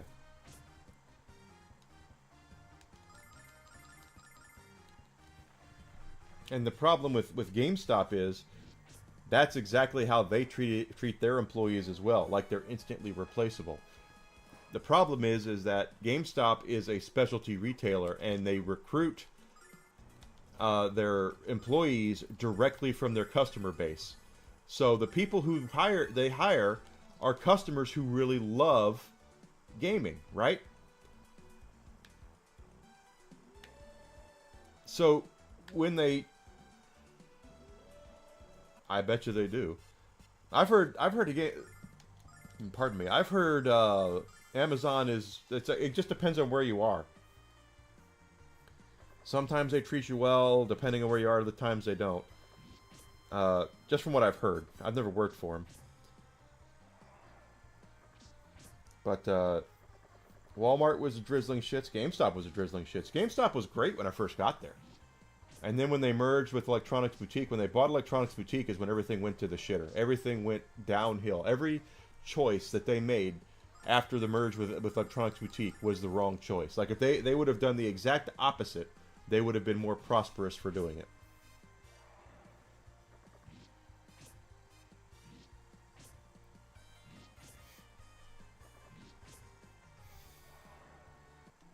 Well, you know from experience. That's the thing, is that you've worked for both of them, so you know. Yeah, I'm sure they are. But you have a much better experience of it. That's always what kills me about these kids that with Cuban people who fled here from communist Cuba. They're like, the Cuban people are so, that escaped here are so anti-socialist, it's not even funny. And when these young kids try to tell these Cubans that they're wrong about socialism, and they're like, buddy, I floated on a boat across the frickin' Gulf to get here because how much I needed to get away from socialism. And they go, well, it's not really socialism you were getting away from. So I'll piss off. 8 years. That's cool. It sounds like you've moved up quite a bit, too. So that's cool.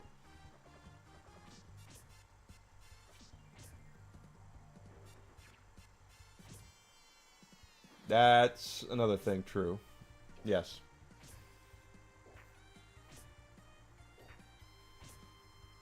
You're spitting facts there, Alucard.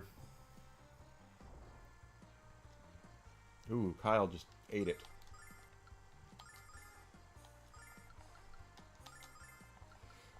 Oh, I really don't want to have to...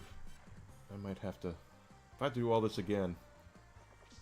No, I shouldn't have to. God, you want to know... when I was in graduate school... yes, I have a master's degree. I was in this class, a management class, and it was about, it was management, but it was about how to manage the different generations. You know, baby boomers, Gen X, millennials, and Gen Z. And of course, Gen Z wasn't really working then for the most part. They are now, but they weren't then. It was very, very rare. But I was like, they asked, you know, and I had managed a store, I'd run a store for a decade. I knew this, and they were like, "What's the difference?" And I said, "Well, baby boomers are very stubborn and set in their ways. They've been doing something for 40 years the same way. They don't see why they need to change it. They are very resistant to change. Gen X is very much about work-life balance. They want to work, and they will work, but they don't want to sacrifice their life to the job." And millennials, and this is what really pissed off a lot of my class, because I was one of the oldest people in that class. Millennials want to be coddled. They want to be told that they don't want to work as hard. What is this place? These all look like markers and all. Grave markers. This must be where the miners are buried. What are they doing with their dead? How pathetic. All we can do is petition Althena to watch over them with the honor they deserved. Did I just get healed again? No.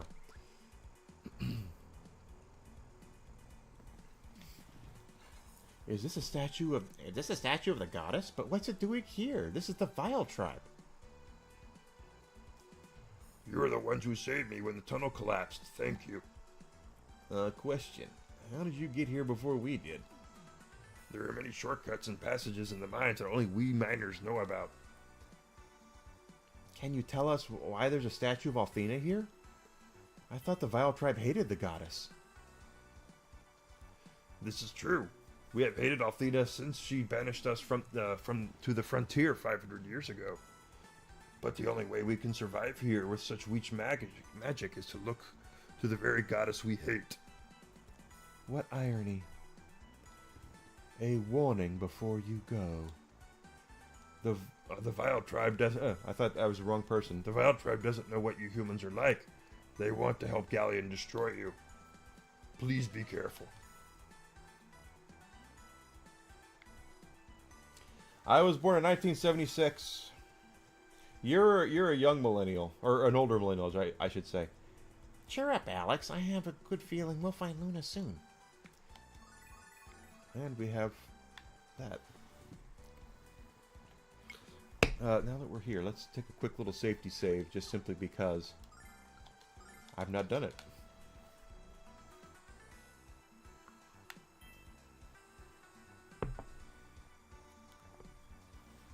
And the thing is that when I was in that class, the millennials in my class acted like I had just walked in and fornicated with their mother and then murdered her right in front of them. You know what I mean? It was like, oh my God, how could you say that? And I said, look, I'm not saying everyone is like that. There's exceptions to every rule. I'm just telling you. I've hired baby boomers. I've hired Gen Z, Gen X. I've hired millennials. And let me tell you something. The millennials, more times than not, want to be coddled. They wonder why they're not making six figures from the very second they walk in the door. So I'm not saying you're all like that. I'm just saying that's how a lot of them are. Exactly. Well, that's the great thing. Jealousy. The thing is that a lot of there's no entitlement.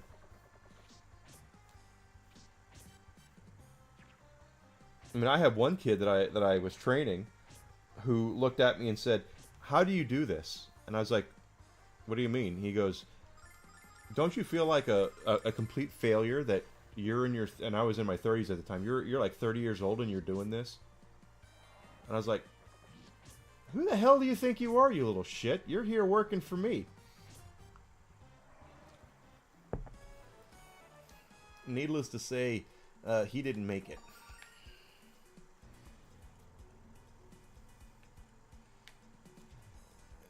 The biggest problem we have in this world today, or in this country today, is jealousy.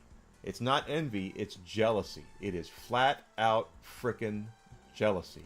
Is that we have a whole lot of young people who think they deserve everything with none of the work, and they see these folks who, and let's be fair, and not all of them are. I mean, I'm not going to sit here and lie about it and say that everyone who has money earned it. I won't lie. You know, I'm not stupid. I know that there's generational money and things like that. But for someone like, well, hell, let's just look at Elon Musk. How did that man become the richest man in the world? Hard work. He worked his ass off. It's not that he's stupid or dumb or anything like that. He worked. Now, I'm not saying he's, the most perfect person in the world. He's obviously not. But I don't hate Elon Musk because he's the richest man in the world. But that's how a lot of young people look at it, is that they have to hate him because he has. And instead of there being, people out there teaching, hey, he has because of what he did,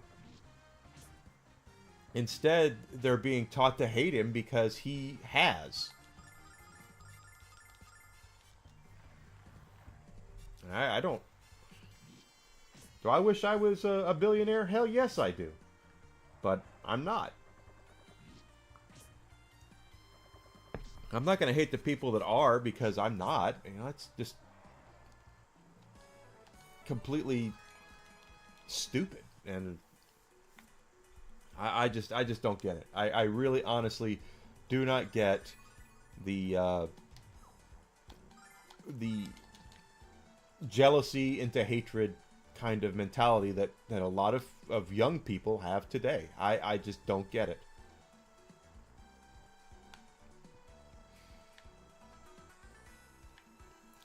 In fact, I'll say something controversial as hell right now.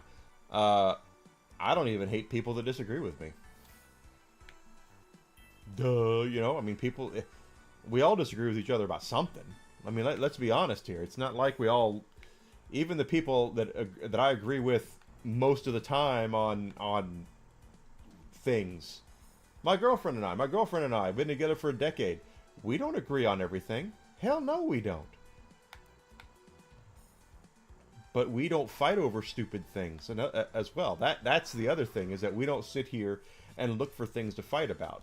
Instead, we look at things that we enjoy doing together. We like making each other laugh. We genuinely enjoy each other's company.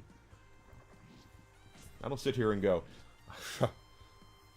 she believes this. I can't do that.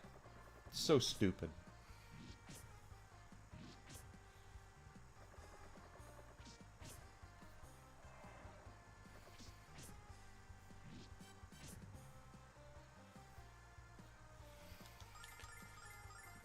But sadly, that's how a lot of young people are. They're taught to hate, and they're not taught. That's another thing that burns me up, is they don't teach kids how to do their taxes. Devil pendant. What the hell is a devil pendant?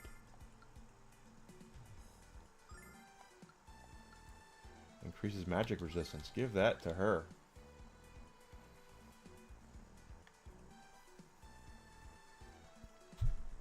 Besides, I was always taught. First of all, I was always taught not to hate, and I was taught if you're going to hate, make sure that shit is earned and not just freely given. And that is how I've lived my life. I can count the people I hate on one hand, and that is not something that I that I hate anybody, but I do. But they've earned it. It's not something where I just freely give it out and go, oh my god, I hate this person because they're this or they're that. I don't hate anybody because of that stuff. My hatred's reserved for people who actually earn that venom.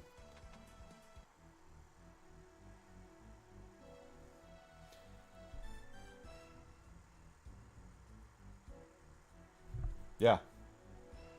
Yeah, they don't teach kids how to do their taxes or how to balance a frickin' checkbook or how to anything like that. Instead, it's all this bullshit that, I was my oldest niece, who's now in college. They were teaching her new math, right? New math. And I'm sitting there going, She's going, I don't understand this. And I'm looking at it going, well, I'm just going to throw a number out there. 11 times 11 is 121. And she goes, well, I have to show that via the new math. And I said, there's no new math involved with it. It's I learned it as a times table. 11 times 11 is 121. So she wrote that in, and then they marked it off because she didn't show the new math work. And I'm looking at the new math work going, that takes 5 times longer than just knowing your frickin' times tables. Uh-oh. It's quiet in here, and we all know what that means. Let's get ready to rumble. Alex, I'm blind. I can't believe this. I always thought that was just a myth. Okay. That was funny. If you don't stop that, you're going to go blind. Yeah, there's a new math where it's you draw some sort of table or something, and it's the stupidest shit I've ever seen in my life. As opposed to you doing it the way you and I learned doing it. Now they have this new way of doing it. It's just like, that's so stupid. What are you talking about? The entire cave went dark. Trust me, Noel, you really don't want to know what he's talking about. Exactly what I just got. Enough with the wisecracks. We're in trouble here. Aye. Hey! What's happening? Jessica, Mia.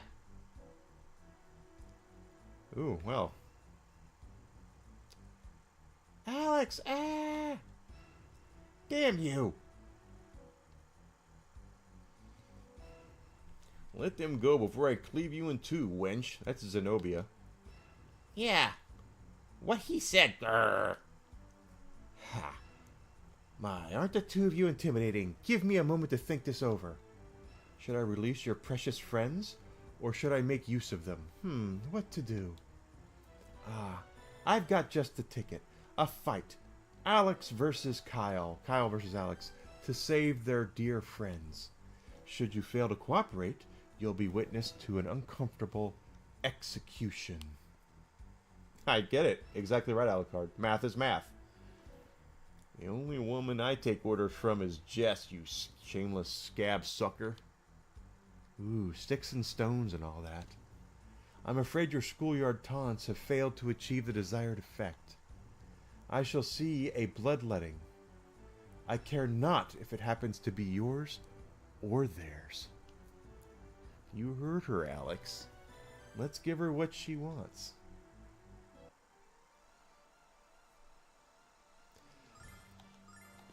Now, this is going to be us pulling our punches.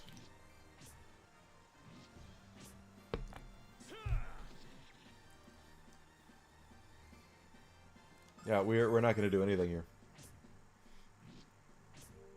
Exactly correct. Math is math. Why make it hard? And they think it's easier to do it that way, and it's like, it's not easier. The way we learned math is the way to do math. If you want to make it harder, I mean, what the hell?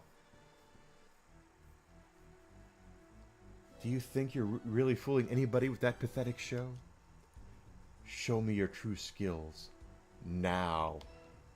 If you do not, you shall witness your friends writhing fatally before you. Fatally.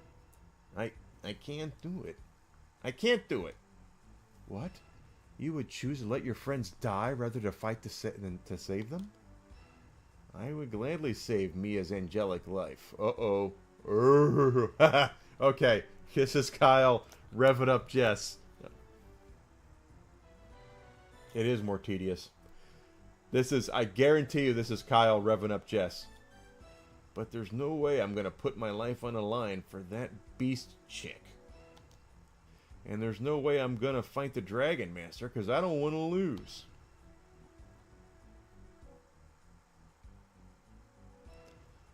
Kyle, what? I knew he was selfish, but I didn't know he was this bad. You bluffing buffoon. Look in my eyes and tell me I'm bluffing, Zenobia. You've never had to suffer through it just as you've never had to suffer through one of Jess's temper tantrums, have you? Go ahead, finish her. I could use a little peace and quiet. Kyle, you brainless mutt! What are you saying? I don't yell at you that much. Oh, so I'm brainless. Oh, so I'm a whiner. You know what you need, Jess? You need the discipline your dad never gave you. Is that what you really think? I dare you to come up here and even try it. Kyle, this might not be the right time for you to vent your frustrations. Unbelievable. I have a feeling this little... whatever that is... What the frick is that? Go it? Does anyone know what the hell that is?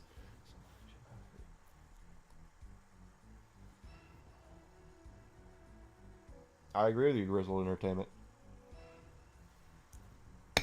And someone's probably getting paid 7 figures these days because of it.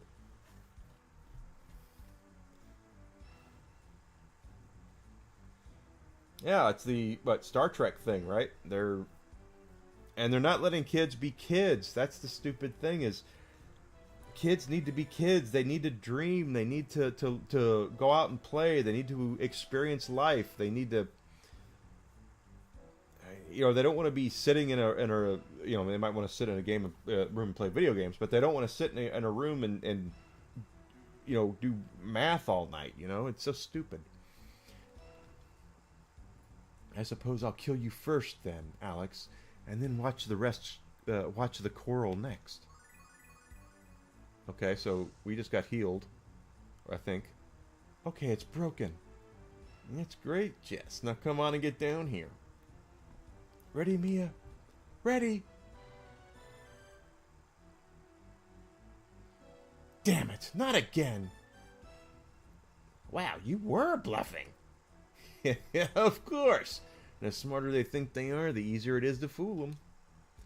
Every time I have you at my mercy, you manage to escape. But not this time. Your performance is over. It's time for the final curtain to fall. Farewell. So she's not going to fight us. Yep, I knew we had a boss here.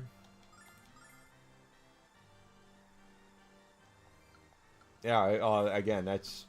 Yeah. Don't get me started. Pushing kids into trying to make up their minds about... It's so stupid. It's so stupid.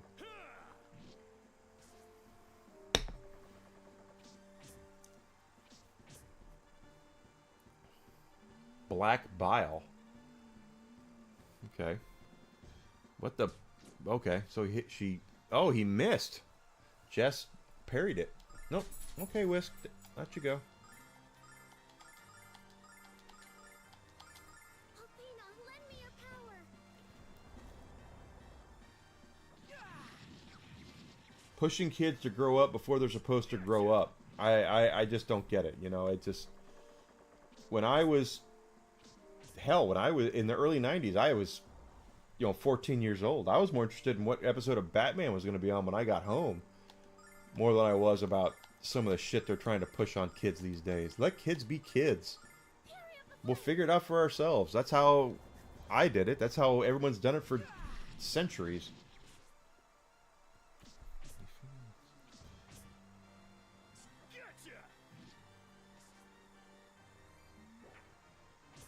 There are kid geniuses out there. But let's not act like that everybody's a kid genius.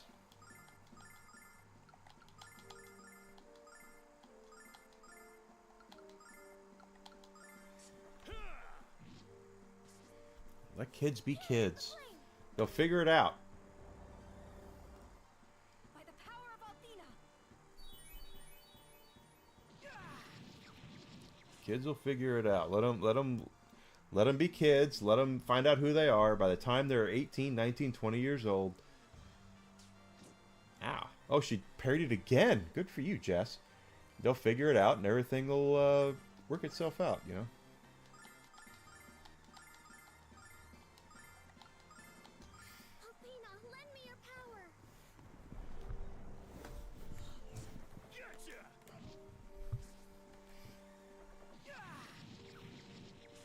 And why do you think so many people our age are so hungry for nostalgia? Because the bullshit we're seeing in the world today makes us want to go back to a time when things are simpler. Oh, okay. That sucked. She can't use magic now.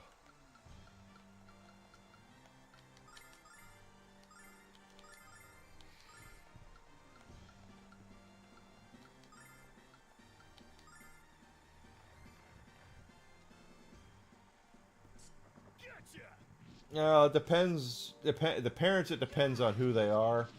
A lot of the time, and where they are. An elemental power.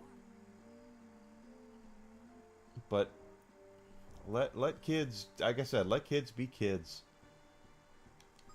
Let them want to be Batman. Let them want to play house. You know what I mean? It's all these things. Let them do what they want to do.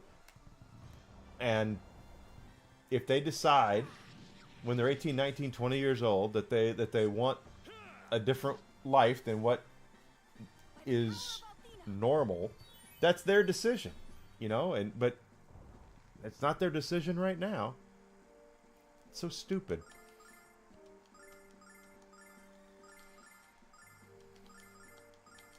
Fury of the flame.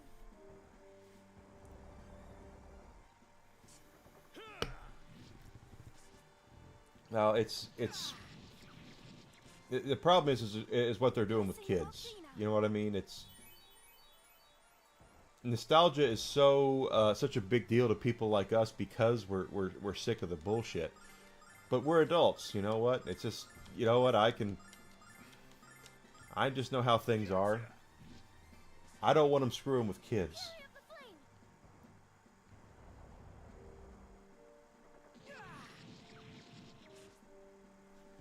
By the power of Althena. And that's just how I am, and I just... If that makes me a bad person, then I'm a bad person. But I can flat out tell you, I don't like the messing with kids. Just let them be kids, let them grow up, let them learn, let them mature, let them grow, and let them make their own decisions when they are able to do so. Blessing of Althena. You know, why don't we let 6-year-olds get tattoos? Gee, it's because we don't want them making a decision that might be permanent. And yet the other stuff we're pushing on them is okay? Don't know about that.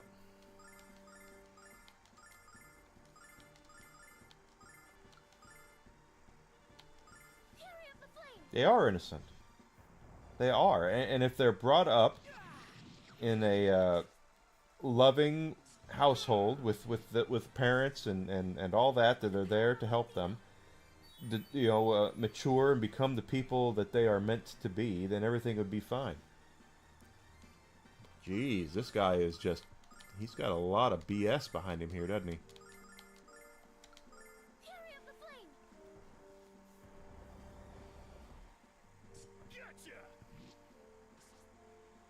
By the power of Althena.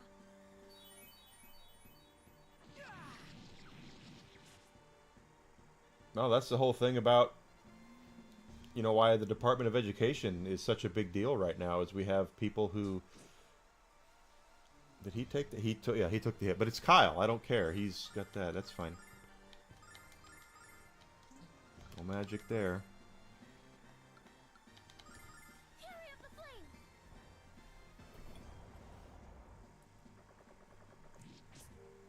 flame. You're right, Alucard.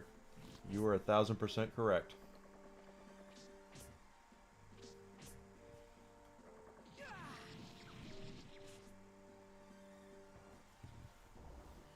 Ow. Okay. Well, that hurt.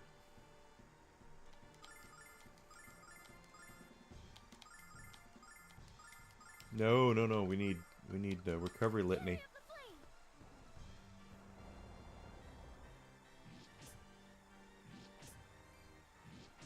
Well, why do you think so many kids grow up right now to have personality disorders and Blessing of Althena. you know, things like that? It's because of what they're having to deal with. I'd be depressed too if I had to put up with shit like that constantly. Of course, I do deal with depression, but for a completely different reason. But Althena, lend me your power.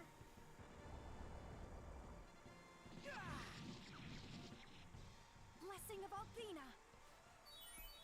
it doesn't help that every time something happens, they have to have a bad guy, right? It's this. Ow. This there needs to be. Oh wait, no, Kyle is back. Hit him with that. Althena, lend me your power. Everything is spun. There's no honest news out there anymore. Everything's got to be spun in some way or another, whether it's one side or the other. Nice. And that pisses me off.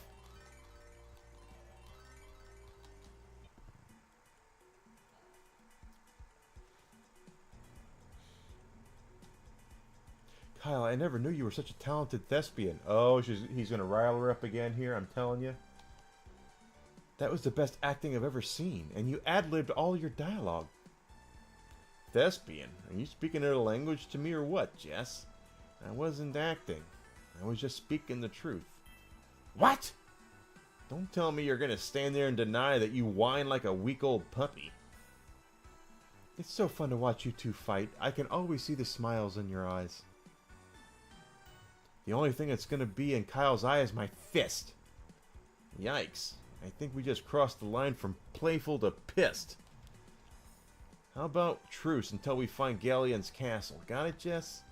Fine, whatever. That's great. That really is great.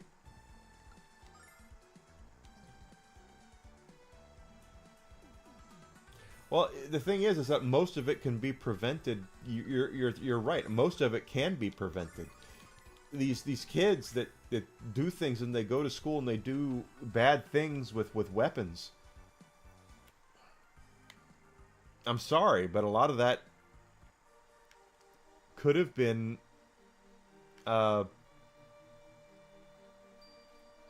stopped. You know, these kids are screaming for help. And the only way they're going to get it is from shit like that.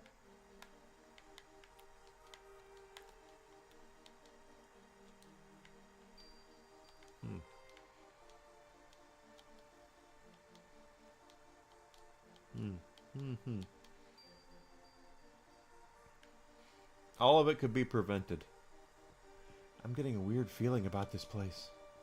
What's wrong with you, Jess? Do you sense some kind of danger? No, Kyle, not danger. This place just seems oddly familiar. Yeah, well, keep one hand around the hilt of my sword just in case.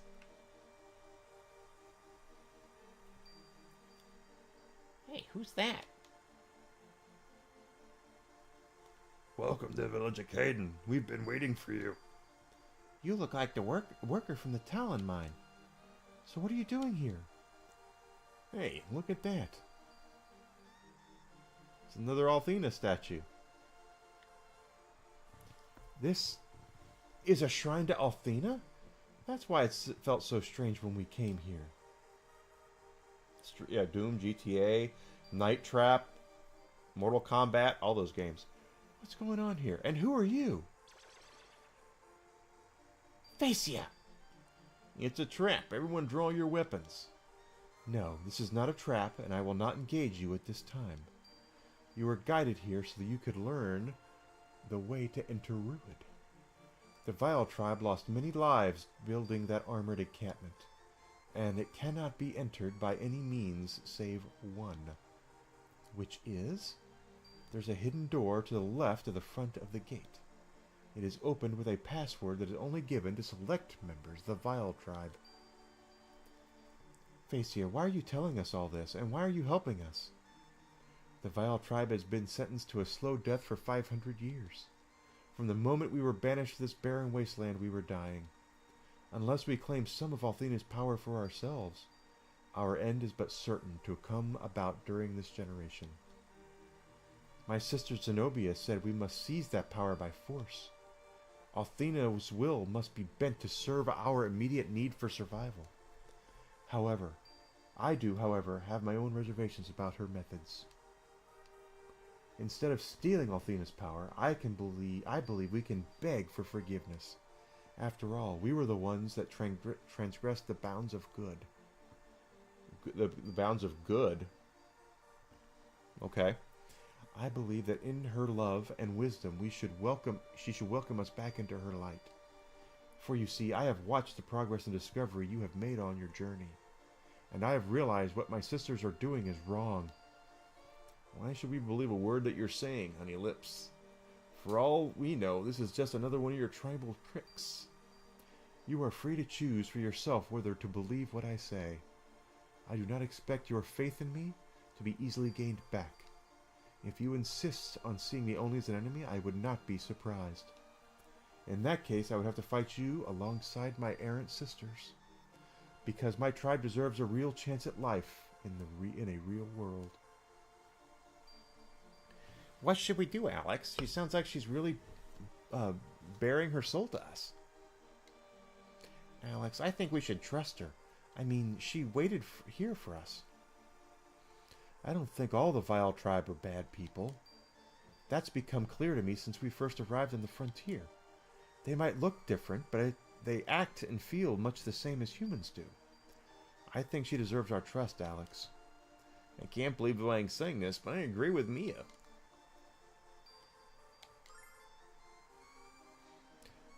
The password to open the hidden door to Ruid is Green Earth. It is what every member of the Vile tribe yearns more for than anything to see. It is time for you to settle the question, Alex. Is your strength the strength of Althena and of her children enough to overcome the power of the Magic Emperor? Meet with him, Alex, and hold out the answer for the whole world to see. Phasia. So Phasia, who was always the softest of the three sisters, seems to be very... she's looking for a different way.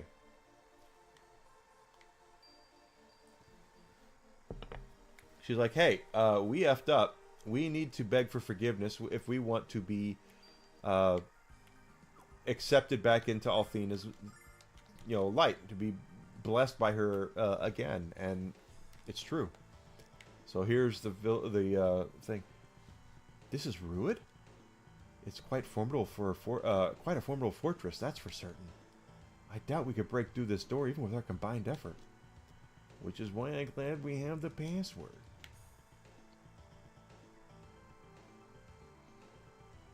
Okay, time for the password. Does anyone remember it? I believe it was Green Earth. Perfect, thanks, Mia. What do you think Galleon's gonna say when we find him? Oh yeah, he won't be able to speak with my hands around his throat. Green Earth is something we all take for granted. That is true. That is very true even today. But the Vile tribe would do anything to live there, so it's sad.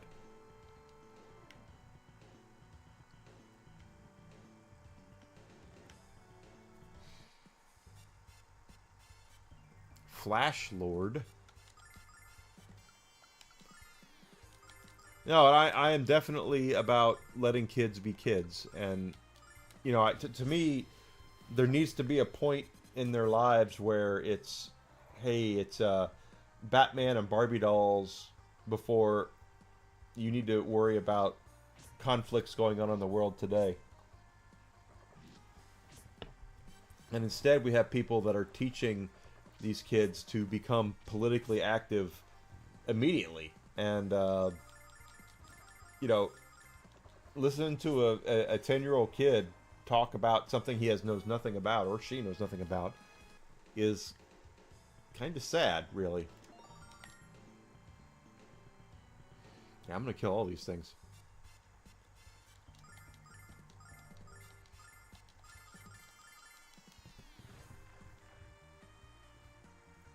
And I will never, ever abandon the idea of keeping kids, letting kids be kids. That's what I want. I go to the store and, when I bought this bottle of bourbon, I remember telling the young lady at the self checkout, "Hey, I'm buying something naughty," is what I told her, and she said, "Shame on you." And she has to. Okay, yeah, yes. Drop the antidote. Antidotes are kind of useless at this point.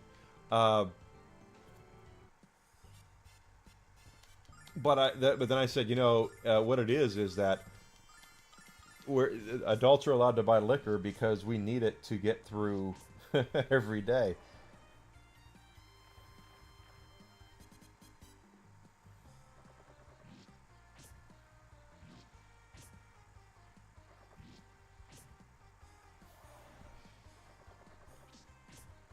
And it's true. Kids can't buy liquor for that reason.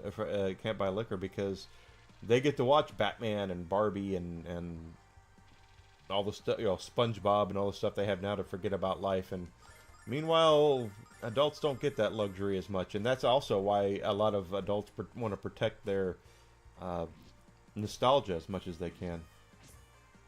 You're right. I'm an adult. Shit, I'm an adult. I'm old.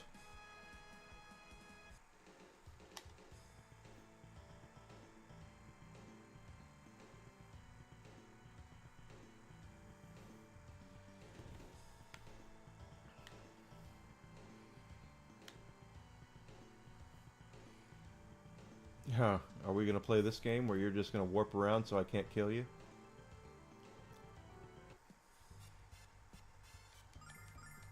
But the thing is that we're adults, so we can buy alcohol because we have to have something to get us through the days when we turn on the frickin' TV and all that there is stuff reminding us about how miserable the world is. As opposed to when we were a kid, we got to go home and watch, you know, like I said, Batman or whatever. And we had heroes to look up to. We had things to look up to. No, it's true. I'm not saying I do anything illicit, because I don't.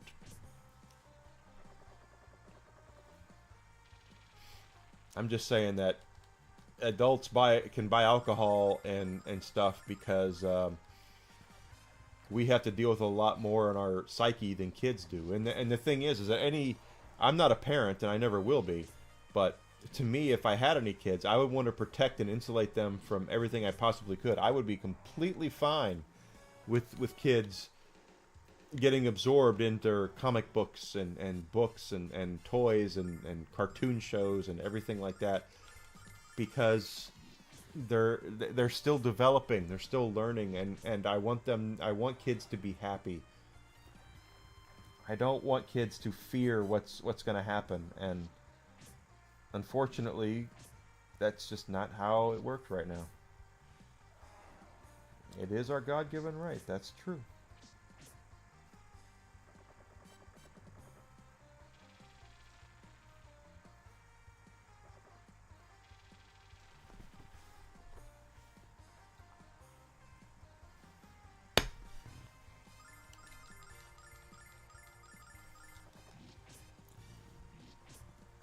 I'm just trying to say that I think a lot of people are protective of their nostalgia because deep down, whenever I watch whatever, I have Batman the Animated Series on Blu-ray, and whenever I watch it, it just kind of takes me back to a time where I could forget about stuff, where I could just go and just absorb myself in 30 minutes of watching Batman beat the crap out of bad guys, where there was a hero and there was a clear good and evil, and that, you know what I mean? It's just so, yeah, the hell with communism and socialism.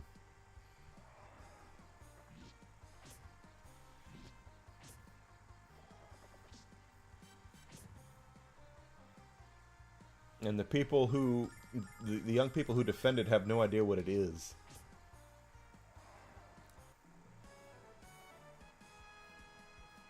None. Okay, just one more, right? Hey, Batman the Animated Series is my favorite animated show watching as a kid. I I watched He-Man and Transformers and G.I. Joe and all that stuff, and Humanoids, Mask. Batman the Animated Series was different. And I absolutely love that series. That's one of the things, like, I wish I could get my girlfriend to sit down and watch, and she won't do it, and I get it, because she's a girl, a lady, and whatever, but it's like, that's, I love that show.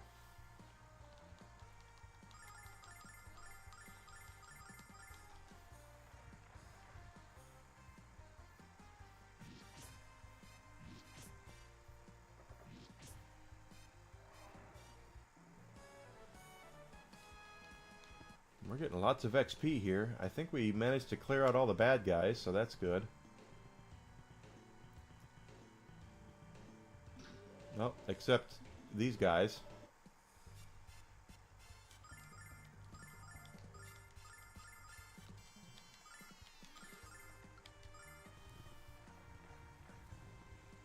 Oh yeah, me too. To me, that was my soap opera. I wanted to get home by 5 p.m. every day and get done with as much homework as I could, because that's when Batman came on. I wanted to watch Batman.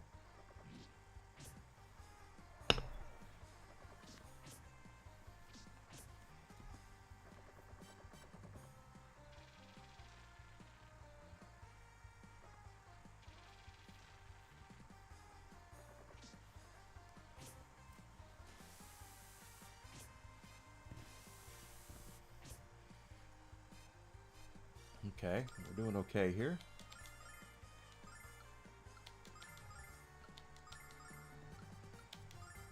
I wanted to see it. I was very much about it, and you know, what can I say? I think every kid should have that ability, that right to go, you know what? I need to be more concerned about what's going on with Batman or whatever. SpongeBob, Dora the Explorer, whatever. Yeah, then I need to be worried about this, because I'm not old enough to understand what's going on, and I just want to enjoy being a kid for as long as I can be a freaking kid. Jeez. It's not hard.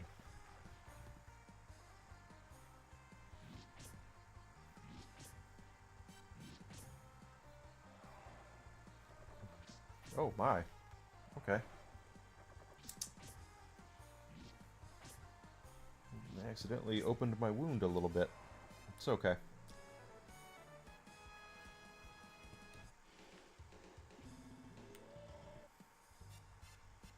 Oh, there's a ninja. Thought we wouldn't see any ninjas till Lunar 2.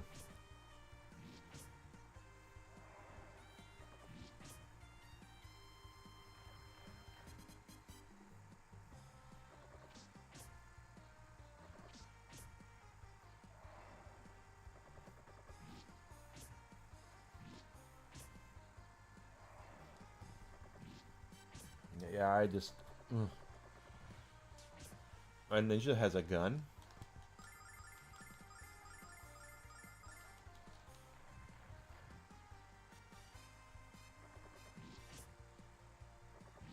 Well, reality sets in, but at the same time,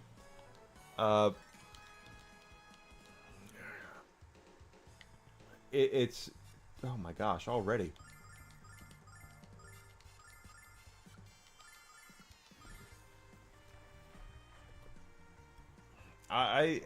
To me, that's why I like retro games like I do. I get to sit here and play this game and just be taken back to a time while I'm sitting on the couch playing this for you guys, just going, you know what? Life didn't suck at this point. Not that life sucks now, but you know what I mean? It's like I wasn't surrounded by real life things. I wasn't surrounded by news and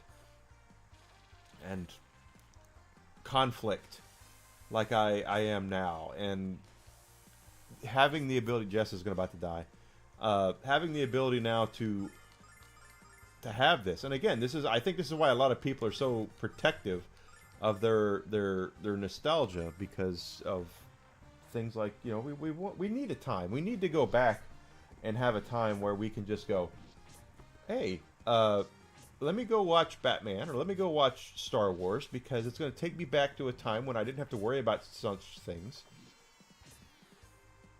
and I'm able to relax a little bit. And there goes Kyle. And Jessica.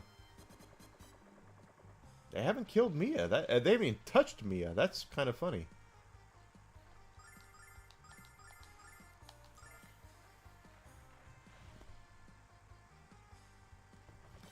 Right, and we have responsibilities. You and I both have responsibilities.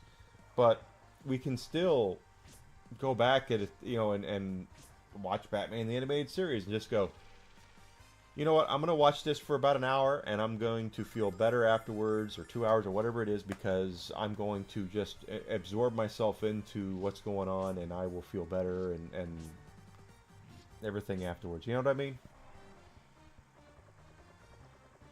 And I think that's something that we all need.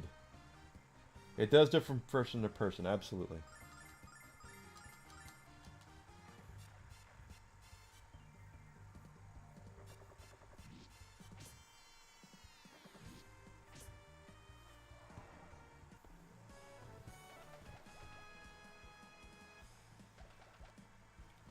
I guess for me, it's just like, you know, can I just hear something besides anger and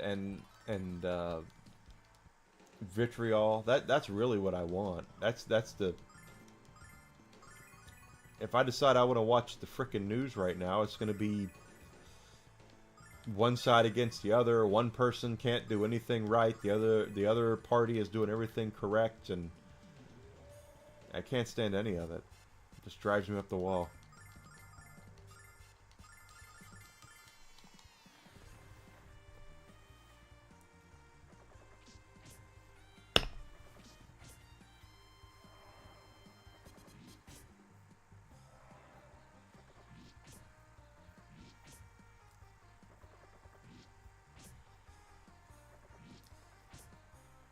And we do all handle things differently. That's the thing, is that, you know, we all, it's not. Alex just took a shot on the chin there. Oh wow, Mia really took a hit. Notice these things are doing a lot more damage to us than everything else. Exactly what I was waiting for in this game was for everything to be a little tougher.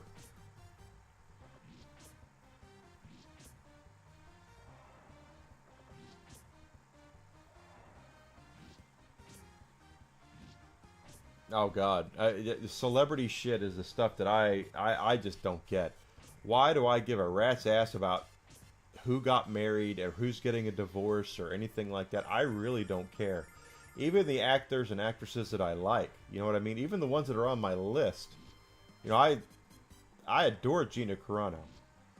But unless she's showing up on my doorstep right now, and I want her to be happy, but I'm not gonna dedicate my life to living on the edge of everything that she does. You know what I mean? It's just the dark mace. Okay, we need to no. Oh wait, no, that's right. Let's do this.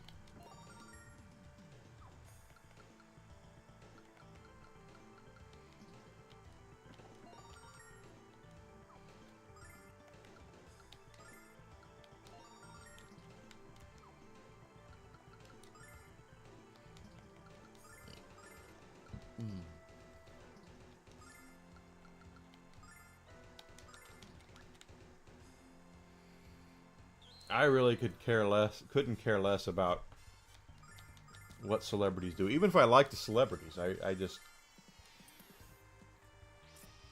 have enough shit to worry about. I don't need to worry about somebody else's life, especially someone that is rich and never has to worry about anything for the rest of their lives.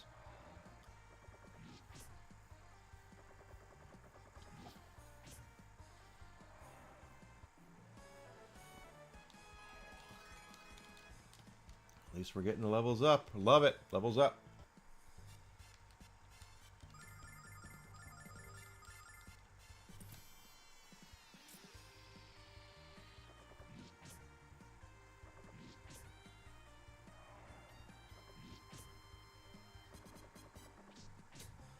Come on, Jess.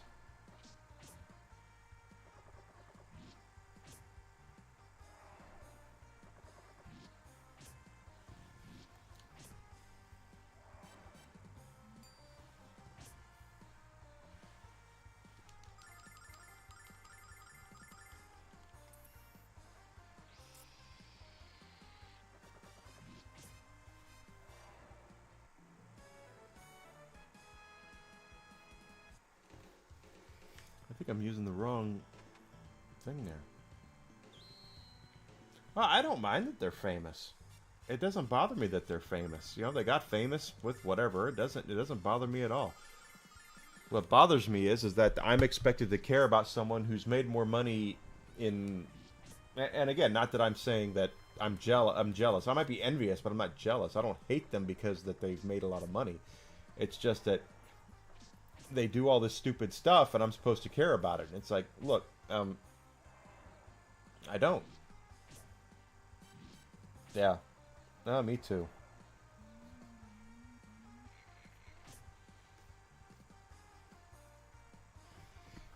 Me too.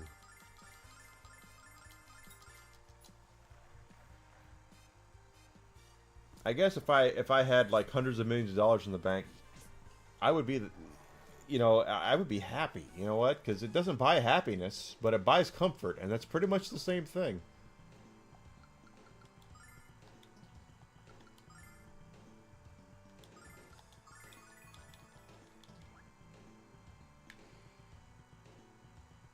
Like I said, I don't hate anybody like that for being what they are, but I definitely could say I don't need to concern myself with your life because you're a celebrity.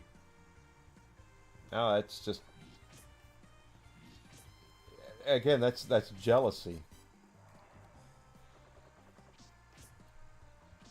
That's the jealousy going into, but it's the opposite way. So what's happening is you have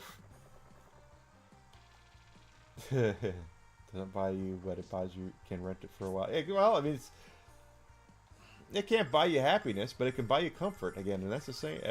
That can be along the same thing. What I'm saying is that the celebrities play it kind of fast and loose with, you know, eat the rich. They are rich. They make a lot of money. And they're going to tell you, you shouldn't like these people because they're rich, but you should like me because I might be rich, but I'm on your side. No, you're really not.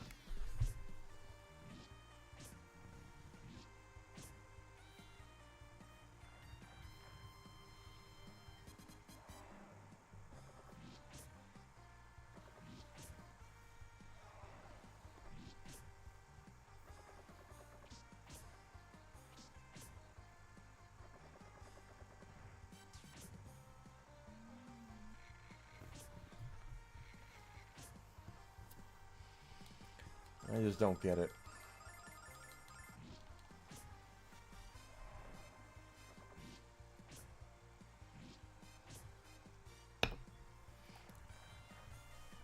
I honestly, to me, in a perfect world, celebrities are out there, cool. Celebrities are out there. They got more money than I do. They got more money on a picture than I'll ever see in my entire life. Cool. They earned it.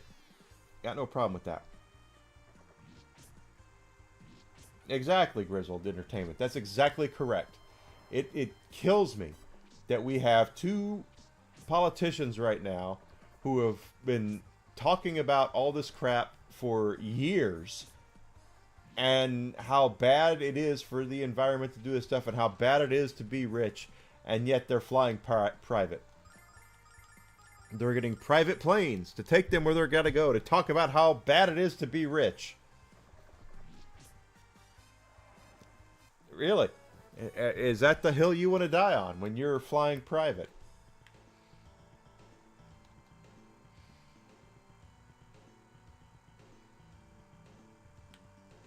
My hypocrisy knows no bounds. Yeah, that is the kind of stuff that I just go, if you do a nickel's worth of perception, you'll realize how stupid it is to let those folks get you all riled up. Of course, who are they talking to too? People who paid, you know, $600-700 a ticket and are paying $100 for a meal at Coachella. That's why I don't trust politicians. Any of them. The higher up they are, the less I trust them. Regardless of party. That's the whole thing. Do I agree more with what one person says than the other? Absolutely. But the higher up they are, the less I trust them. That's true. And the weird thing is that the guy that's in charge right now has lost net value of his fortune, and yet they talk about him like he's trying to gain more money. It's like his brand has lost so much wealth because of what he's doing. Do you really expect me to believe that? Because I don't. And again, I don't trust him. I don't particularly care for his way of life. I you know, he's done a lot of stuff I don't care about. I don't consider myself a fan of. But to try to tell me that he's doing it for money is the stupidest thing I've ever heard.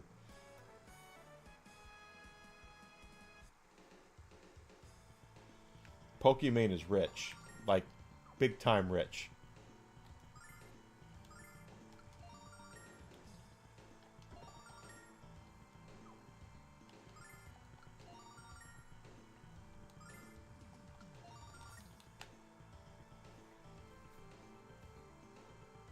Like, if Pokimane's gonna, I mean, Pokimane's saying that rich people are bad would be, is literally that Spider-Man meme of Spider-Man pointing at Spider-Man.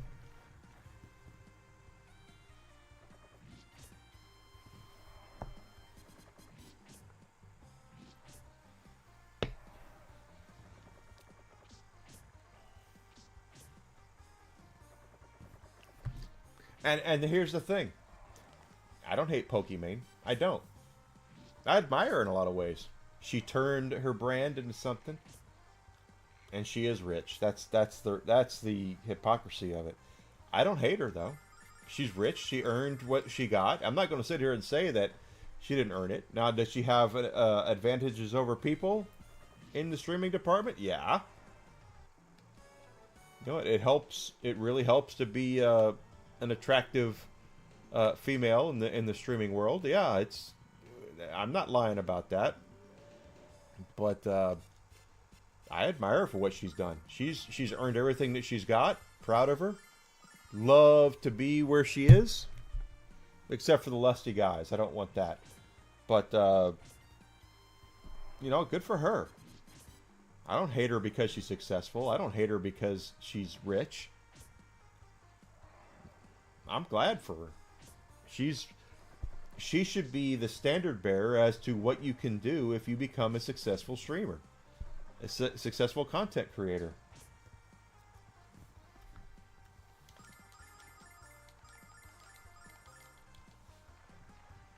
And unlike other gal streamers out there, not going to mention any names that might have a flower name to them, she didn't get it by selling adult entertainment, which, again, I have no problem with. If that's what she wanted to do, that's what she did. Or she didn't do it, but if that's what someone wants to do to make a name for themselves, hey, knock yourself out. If it works, it works. For every success you hear about, there's probably 5,000 failures. Completely get it, completely understand it. I don't hate anyone for capitalizing on what gifts they have. Or they paid for, one way or another.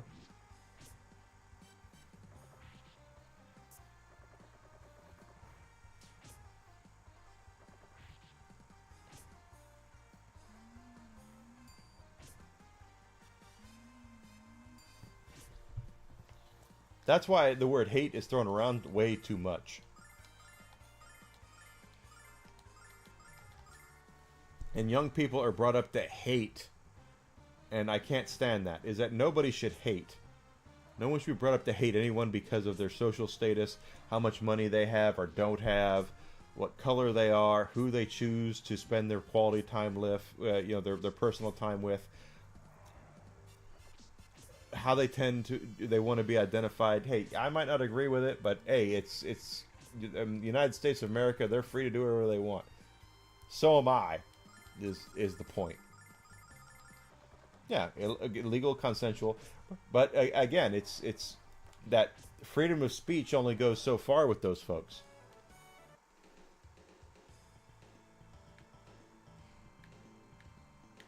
Exactly. And who does the elitists tend to side with which side? Remind me again, because I don't remember. I say sarcastically.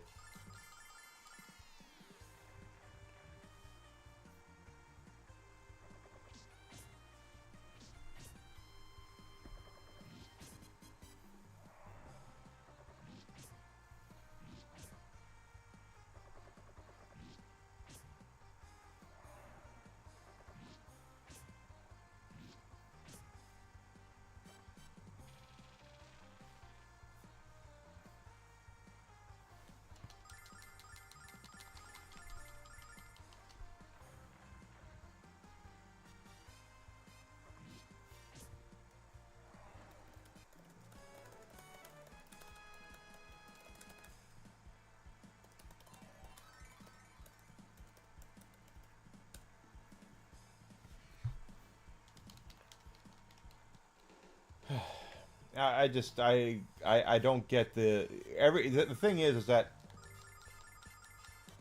well, the freedom of speech is there, and unless they want to overturn the entire, the thing is, if they overturn that, this is the thing, they've tried to overturn the Second Amendment forever, and it's not happening. This is not happening. But well, of course they are. You got to agree with us. But if they can the first 10 amendments of the Bill of Rights, like they are the Bill of Rights. These are the 10 things that it's not something that it's the 10 things, 10 amendments that the government cannot do to you. That's the whole thing. It's not the Bill of Positives. It's the Bill of Negatives to the government. They can't get onto you for religion or speaking your mind or whatever. An armlet. Oh, thank God, it's for her. But that's the Bill of Rights. It's there to protect your rights. So, as they said, this is what government cannot do to you.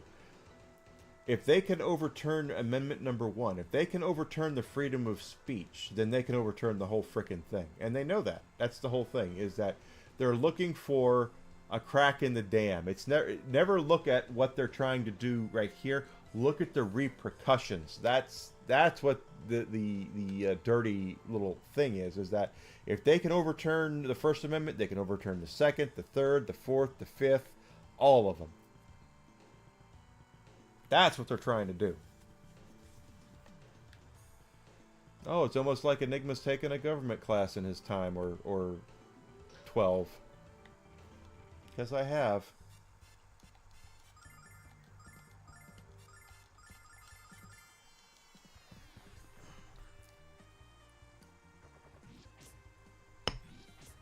In fact, I took a government class in community college where the professor emailed me and said, you probably know more about the government than I do, because I would actually take the time. He would assign us to read chapters 1 through 6 and answer these questions. And I would answer the questions, and it would be like, what does this do? And what does this Department of Government do? And I said, this is what they're supposed to do. This is what they really do. You know what I mean? It was always this thing where it's like, yeah, this is... Government is never about sticking to what they have. It's about overreaching and what they actually do versus what they were assigned to do.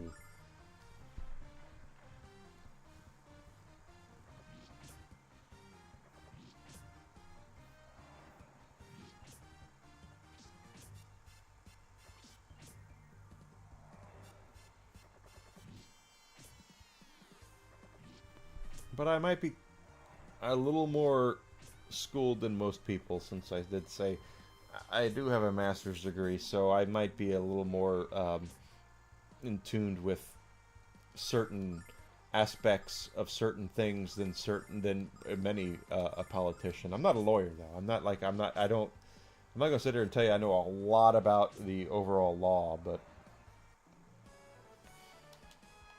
I have taken some classes, is what I'm saying. Oh, okay. Wow, thank God that actually happened. That whatever happened there, they got stuck, and I'm able to heal first because that would have been bad. That would have been bad.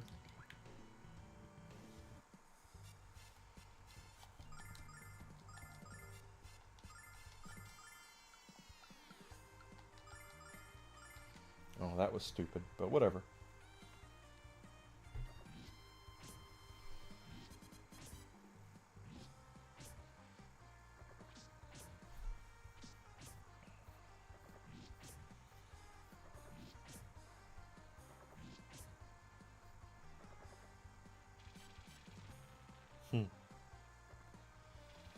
Did you ever see these accounts that come up on your Twitter account and they're obviously AI accounts and they're trying to act like that they're not? I just... Are the pictures they put up? I see these every day where it's these...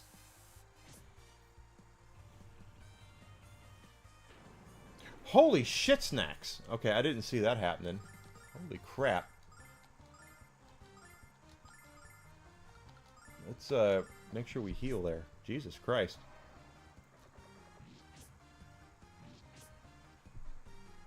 It does help to know, and that's the thing, is and how did I learn it? I'll tell you exactly how I learned it. By not listening to the news, by doing my own research, by seeing a story and going, that makes no sense. Why does that make any sense? And the reason why it doesn't make any sense is because it's not true. God, son of a bitch!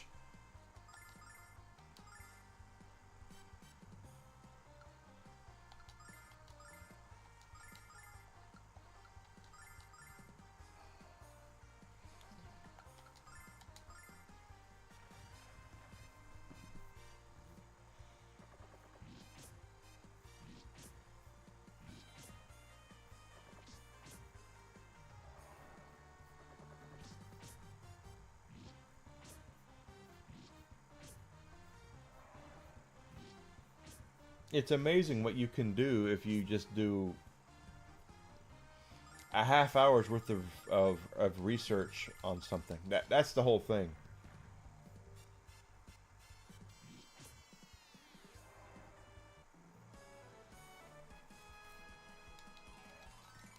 Nice. Alex to level up. Love it. Oh, hi. Are we doing you already? I guess we are. I did not heal, so...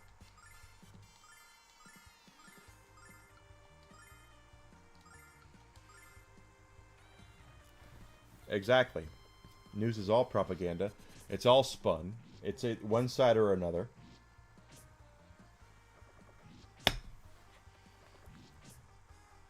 Now, granted, one side has more of the news than the other, obviously.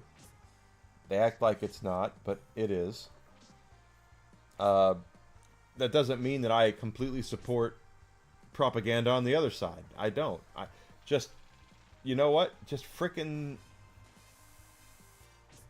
show me the news, and I'll make up my own mind for what it is.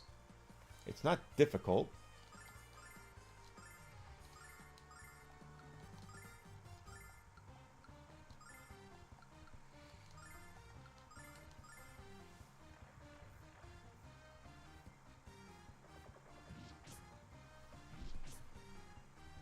I don't want news to tell me what I want to hear. I want news to tell me what actually happened and let me make up my mind, my own mind, as to what happened.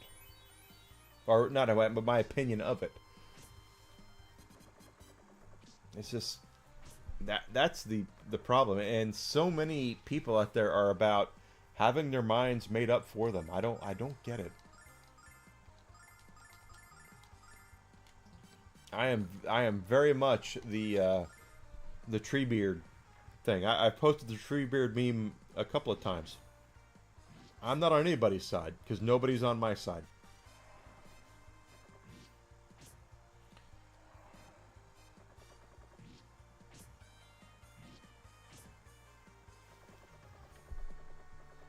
Jess. Jess with the shot there at the end. You go, Jess. That was a lot of hits there. It amazes me how many people think that if the news agrees with them... Oh, a tri-ring. What the hell is a tri-ring? Let's see.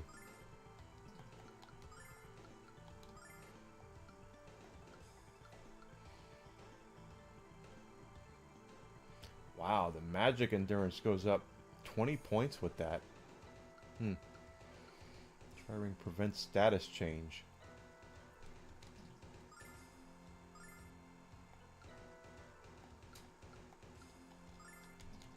If that prevents all status change, that'd be great. But yeah, all news. You're exactly right, Alucard. All news is propaganda. Whether you agree with it or not, that's the whole thing.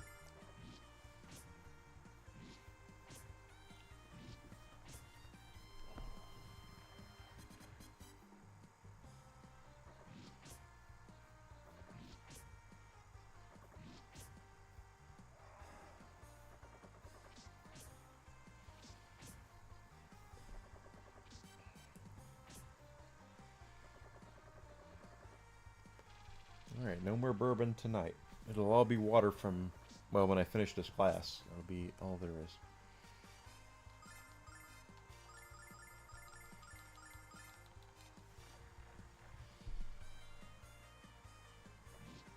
Yeah, and that's the thing about news that kills me, is that you look at your CNNs and your MSNBCs and your network news,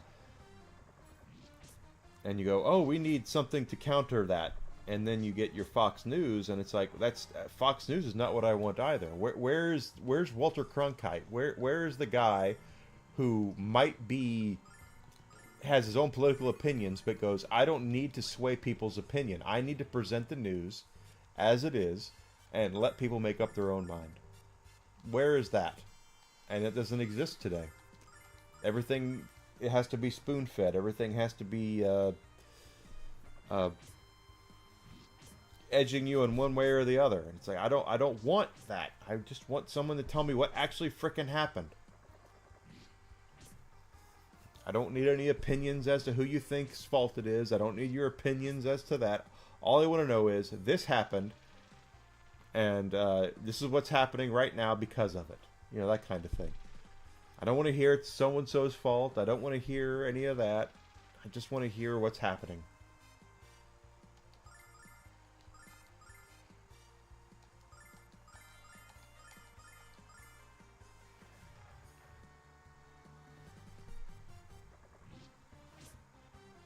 Which is why I can't stand news and politics. My girlfriend is very much, she loves The Daily Show, and she will show me things on The Daily Show that make me laugh. I want to make it completely clear, is that she knows my sense of humor, and they do funny things from time to time. But other times she'll show me stuff where it's like getting to the stuff she wants to show me, and I'm like, is that really how it works? Or, where were they when this happened? That kind of thing. And of course, there's never an answer for that. Not from her. I don't want to make it act like I'm putting anything on her, but exactly correct, Grizzled Entertainment.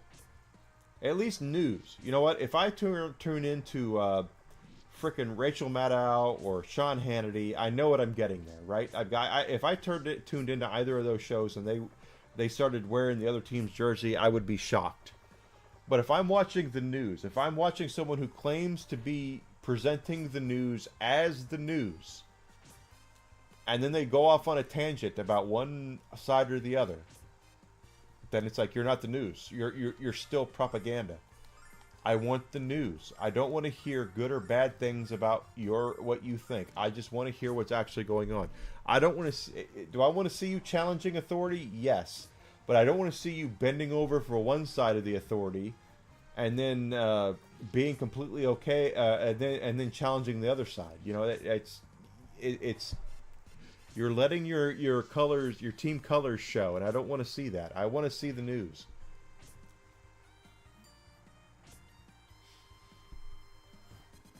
You know, our country's colors are red, white, and blue. I want to see white from the media. I don't want to see red or blue. Be white. I don't mean that melatoninally or racially. I mean politically. You're supposed to be completely unbiased.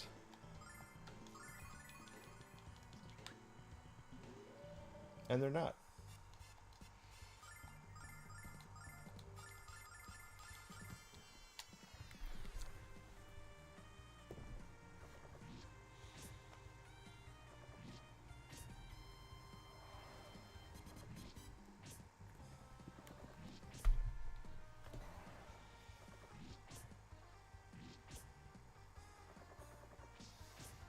This little fan, I'm telling you, you guys, I got this little USB fan off of Amazon for like 15 bucks during one of their Black Friday things, and this little sucker is so nice.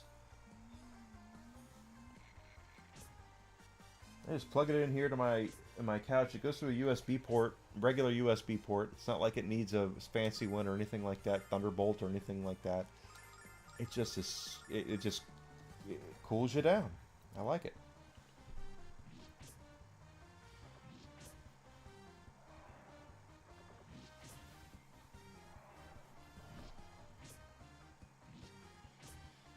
I guess I'm just tired of the news being cheerleaders, you know, and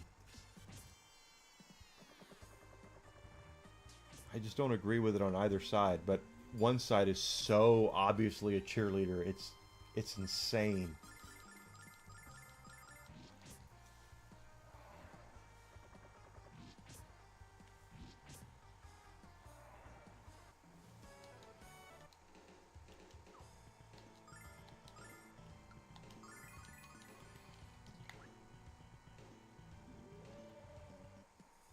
Bet your rear end. I want all those XP. We're getting good XP here. We're 43, 41. Cool.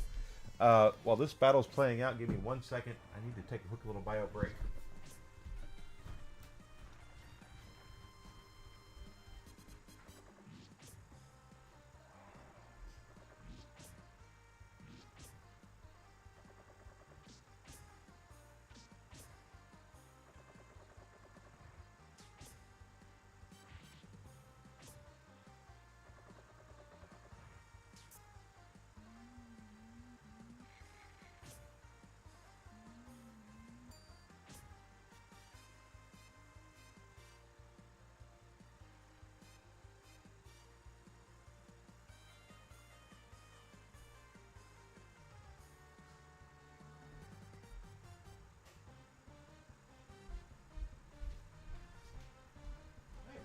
It's okay. Won't be long. We'll go upstairs soon. Poor dog is like, ah. It's 9. What are we doing? It's like, we'll go up when I'm ready to go up. Wrong button.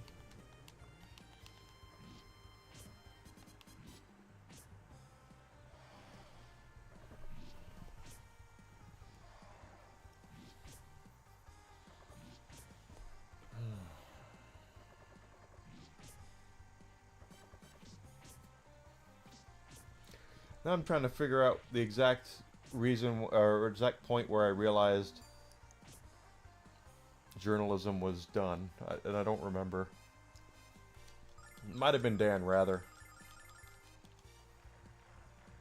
Might have been before that.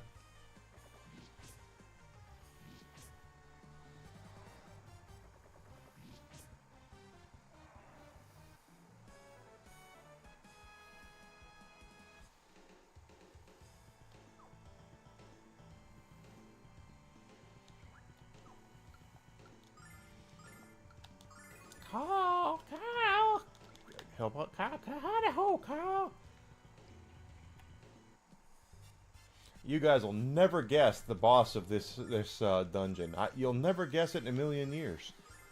Who could it possibly be? Who could possibly be the boss of this dungeon when it's all said and done?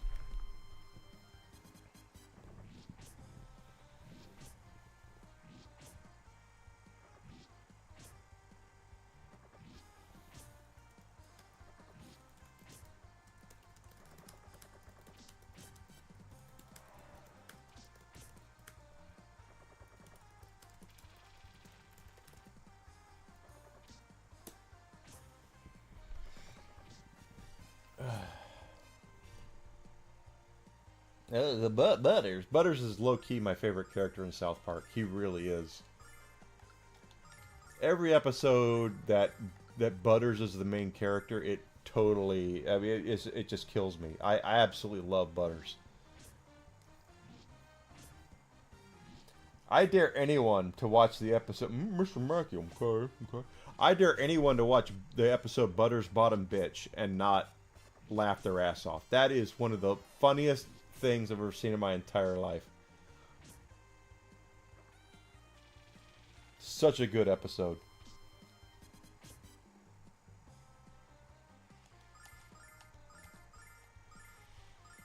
The only sad thing about South Park, quite honestly, is because it's so pop culture based that in 30 years, no one's going to actually get why South Park was so funny.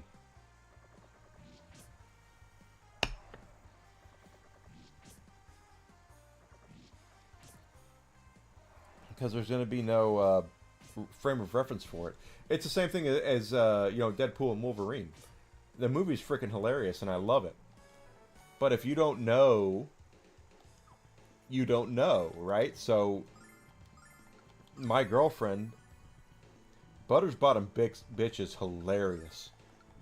If I were doing a top 10 episodes of South Park, that would be on there.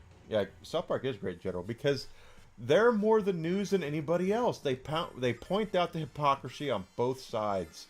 And that's sad. That is absolutely sad that we have to watch a frickin' animated show that has a new season once every 3 or 4 years to actually show us and make fun of the hypocrisy that's going on in the world. Make Love Not Warcraft is a great episode.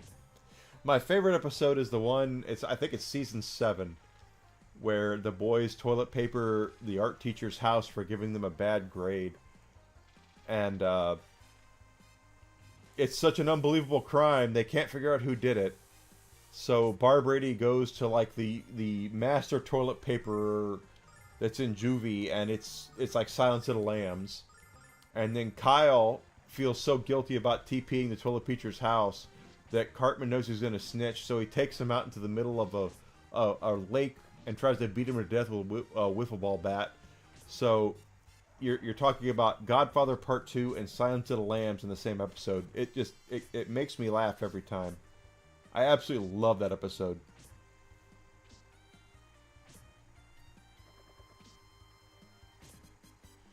Well, you know what? I watched how they did a show about how they make South Park, and I completely get why they want to spread that out. I do. If it was the kind of thing where you have an episode coming out on Wednesday, and you don't start talking about it until Sunday night, and everything is completely haywire until Wednesday, I completely get that. Why it's nuts and why you don't want to do that a whole lot. I get it. I wonder how many... Well, they're doing a new season in July, right? So we'll see what their deal is, what they're going to do with that. Is Mr. Garrison going back to the White House? Yeah, 7 days to air. That's exactly what it was. Oh, are we already at the boss? Well, well, well. What do we owe the honor of this visit, humans? It's not often we receive visitors here. In fact, we discourage their practice. Who are you? My name's Taban. And this, as you say, is your lucky day. For you see, you have come precisely at the right time to witness the extraordinary. Today is the debut of my latest invention, the Mobile Magic Masher. Sounds interesting, but you might want to think twice about that name, bud.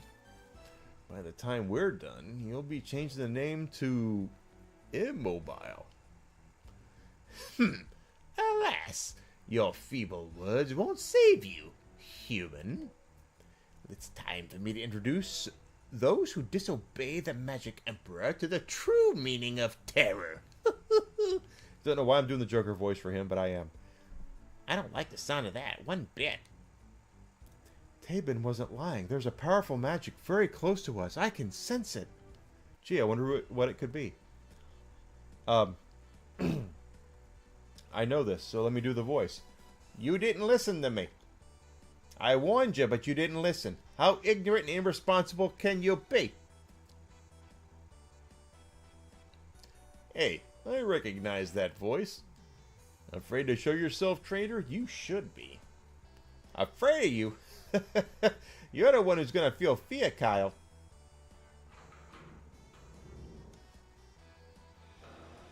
That's right. It's our pal Nash.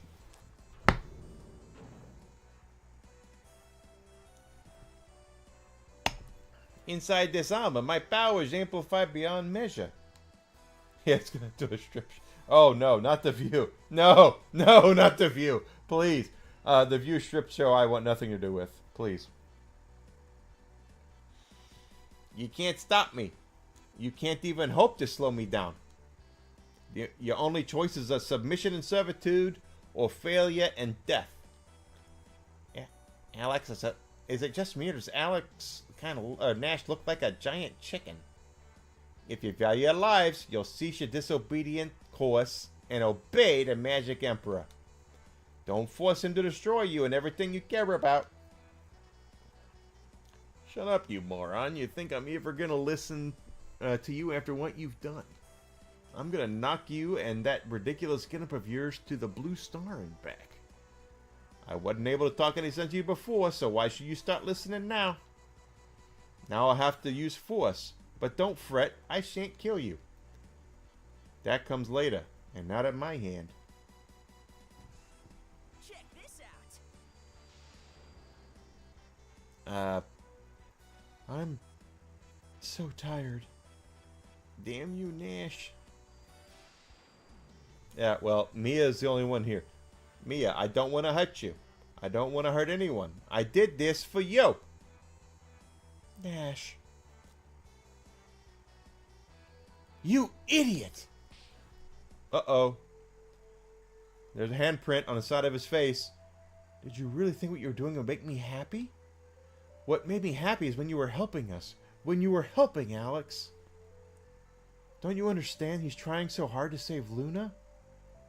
Don't you understand anything? Told you, handprint, side of his face. Nash. Please stop this. Please stop this cruel charade.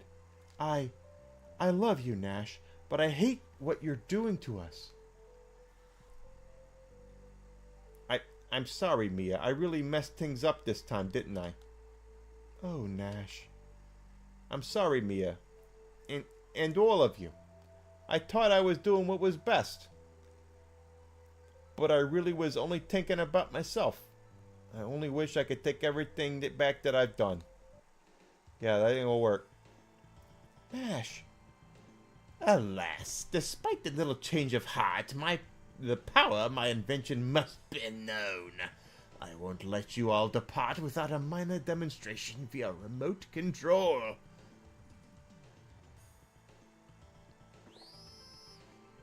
Behold, the power of the mobile magic masher humans.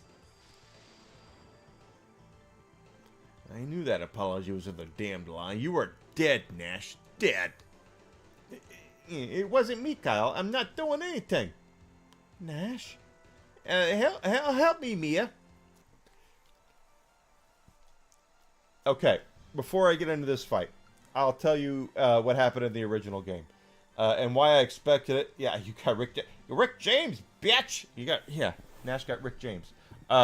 In the original game, Lunar the Silver Star, Nash actually steals the Blue Dragon helmet from Alex. You get it, and he's like, hey, you can't confront the Magic Emperor. He's going to kill you. I'm going to take this so your ambitions are over. And then he kind of comes back a little later, and he gives it back to you and that whole thing. So this is much more elaborate of a deception and climax to this whole thing, quite honestly. But that's how it happened in the original game. Unless, no, I said no. Unless a tear shows up to tell me otherwise. Athena, lend me your power.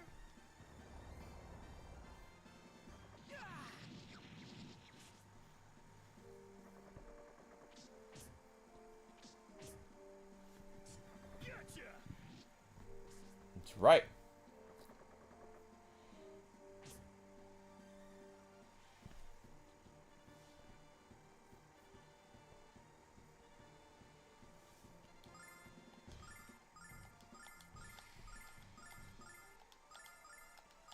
So Nash is not really fighting us here. It's the machine that Nash is in is actually using us.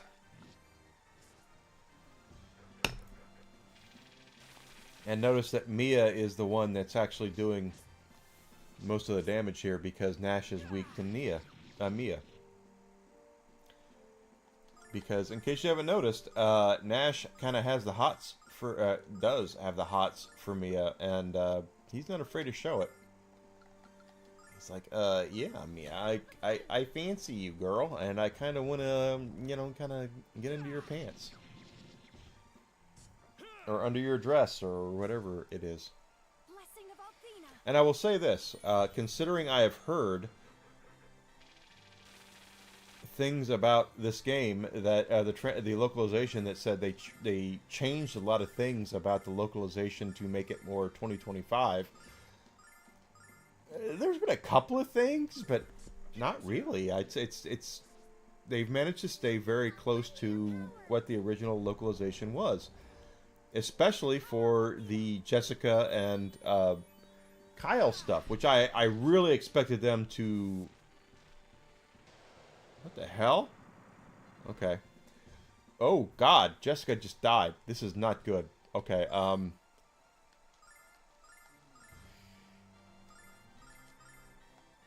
Kyle, you're gonna do me a favor here and revive Jess, because we desperately need Jess back. Athena, lend me your power. I should have saved before this, and I didn't do it. So if I die, it's my own frickin' fault.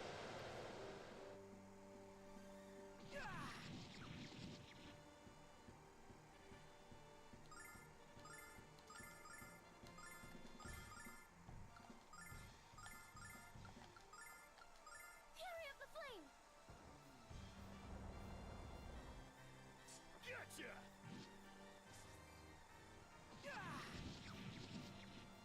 By the power of Athena. Thank God.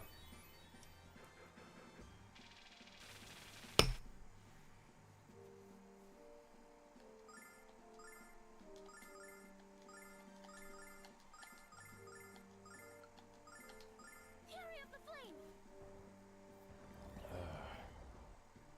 Gotcha! But I did say this was Athena. 3 love stories at once, and kind of technically it's kind of 5, which we'll get to. But in as far as the characters go,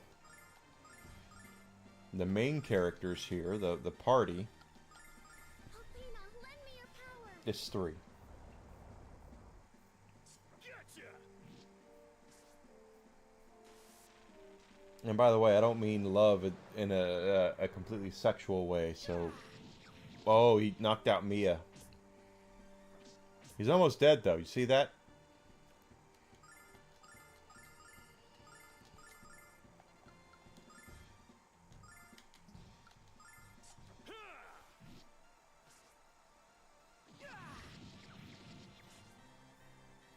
By the power of Athena. Awesome. Oh, that's gonna hurt. Damn, there goes Kyle. Come on, get back on your feet. Okay, well, Kyle being down is better than Mia being down at this point, because Mia's the one doing the most frickin' damage, so... Athena, lend me your power.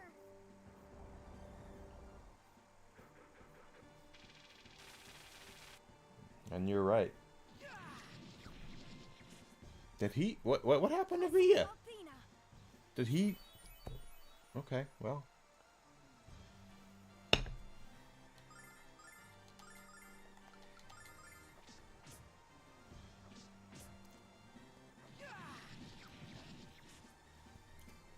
Alex got him!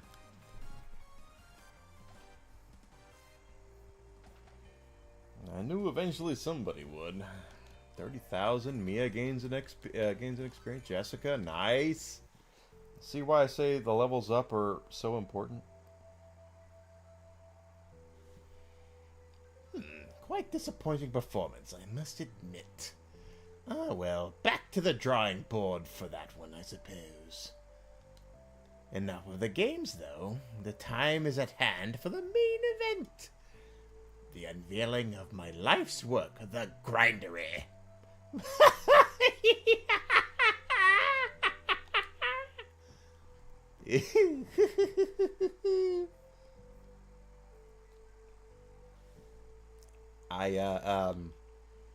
Say something stupid, Nash. Give me a reason to slap you silly, you brainless nincompoop. That's better. Come on, Kyle. I think Nash knows what he did was stupid. I mean, really stupid. And if Mia hadn't slapped some sense into him, nothing will. I forgive you, Nash. Now, wait a minute. She did say, I will never forgive you. She did say that, and that's a big anime thing. In anime, it's if I say I will never forgive you, it means I will never forgive you. But she forgives him. I'm going to keep my eye on you, of course. But I forgive you. Alex, do you forgive him too?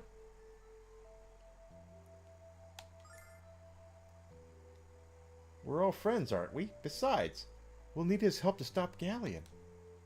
Welcome back, Nash. Mia, everyone, thank you. Taban wasn't lying about the Grindery. It's an armored castle that moves. In fact, it's very nearly complete. It probably is right now.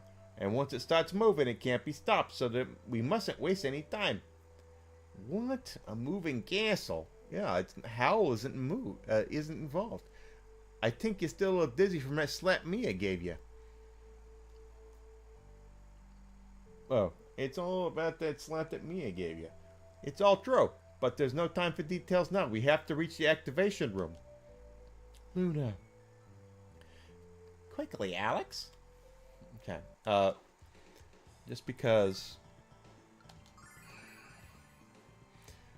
So Nash is back in the party. So how about that? He's back.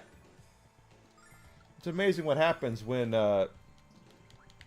your girl gives you a slap in the face. And let's just go ahead and save while it's on my mind, since I haven't done it in a while.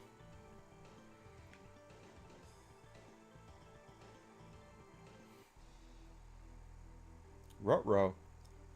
Well. So you made it to the frontier at last. Actually, we've been here for about an hour, Galleon. And you even stole the title of Dragon Boy. Dude, you watched us do it. But guess what, my dull little foil? You're too late? Why is the T smaller than the A and the T and the L? What's up with that? That's a weird text.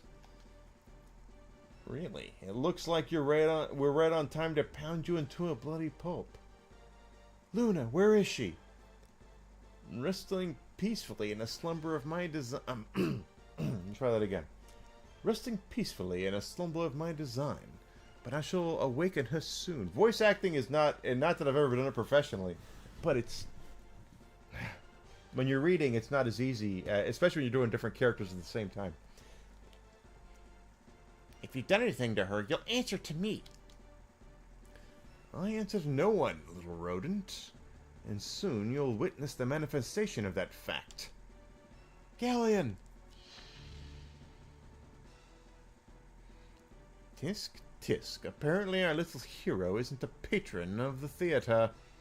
This is the time for our final confrontation, Dragon Boy.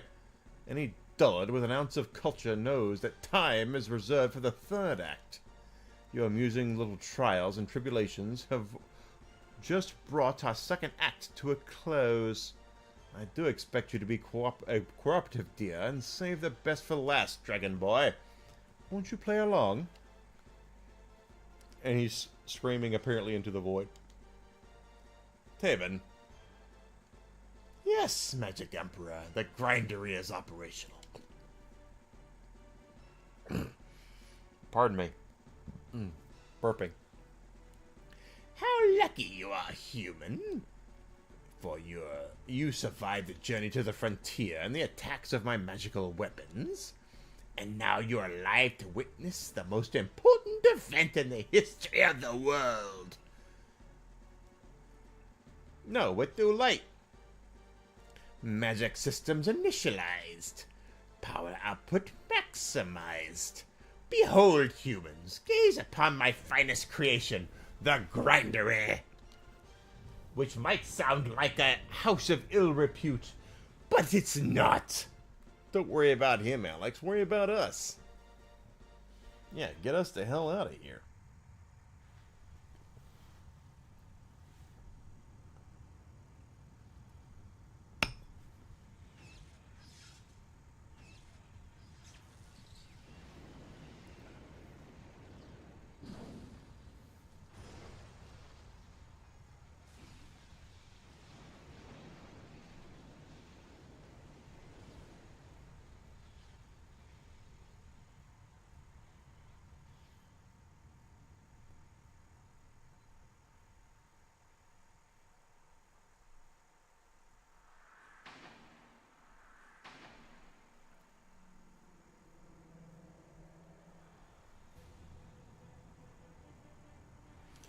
And this is the weird thing about the Grindery. It's his life's work. It's this big, frickin' amazing ass tank. Tank of a fortress, and I get it. But when you see kind of what happens after this, you're going to be like, what was the point again?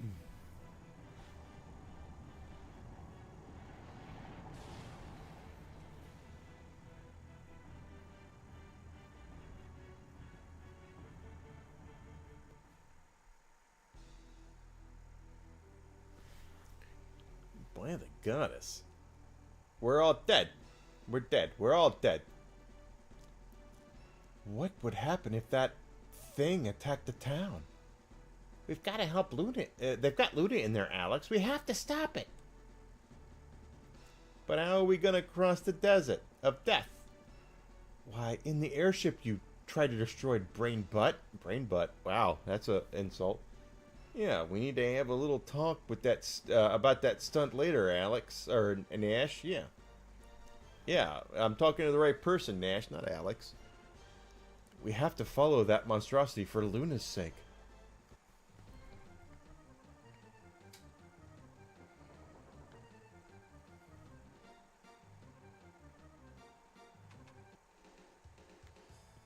Are they gonna kind of let us out here, or do we need to use Jessica's escape litany? Looks like they're gonna let us out of here. Wait a minute. Oh, hey. I didn't even see that there. So, I mean, hey.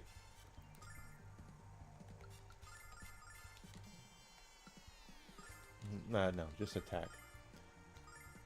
No.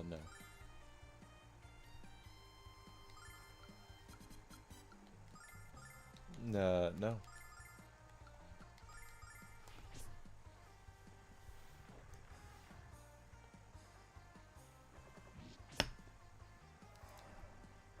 Look at Kyle there. Nice. Nice, Kyle. That's good.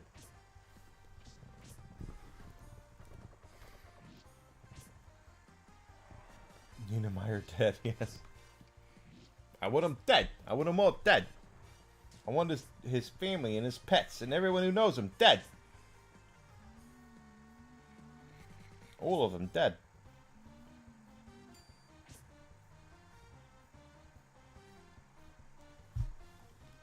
I thought we might beat this tonight, but we're not going to. We're kind of at a point of the game where I get something's gonna happen, and what can I say? It's just gonna be. We haven't hit our lowest yet. He says the third act. Well, and we just finished the second. I get that, but look at Alex leveling up. I love it. That was completely worth it just for the level up. Wow, look at that. Okay. That's right. Pluto hath spoken. Animal House. That's right.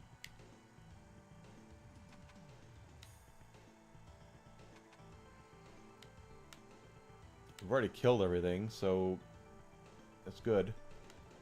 Remember how important it is to kill everything.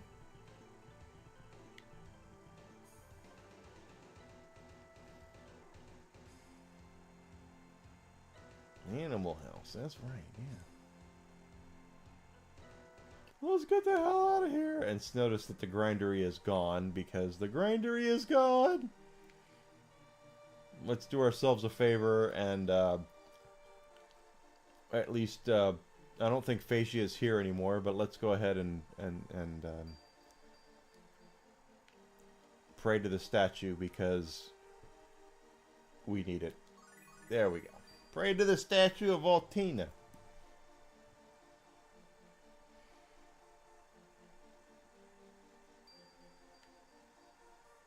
The Deathmobile? I didn't see the Death... I mean, I've never been to Universal Studios, but... I want to go for Super Mario, or Super Nintendo World at some point.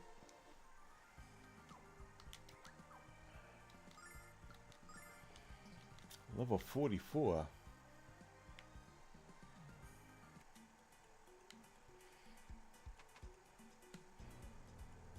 Here's my question now. Are they going to make us go through the whole thing? Oh, they are. Okay. I'm okay with it because we got through it before and now we have Nash. So, I mean...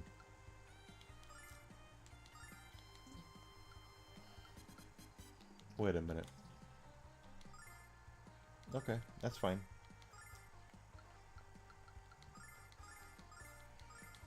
If we got through it before without Nash, we get through it now with him.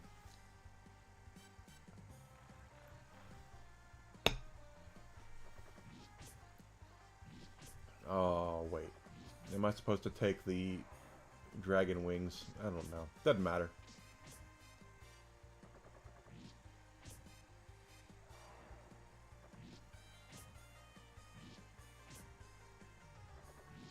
It's probably wise that we're getting close, but not close enough. Got to keep in mind what's about that. I mean, and you don't know what's going to happen, but I do.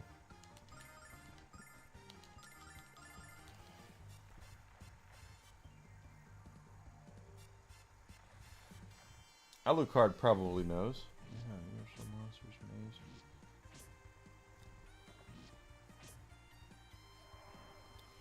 I don't think I've ever been really 100% scared in a haunted house. I've been in a haunted house once where it was so dark that I ran into a wall and put a bruise on my head when I was a young lad, but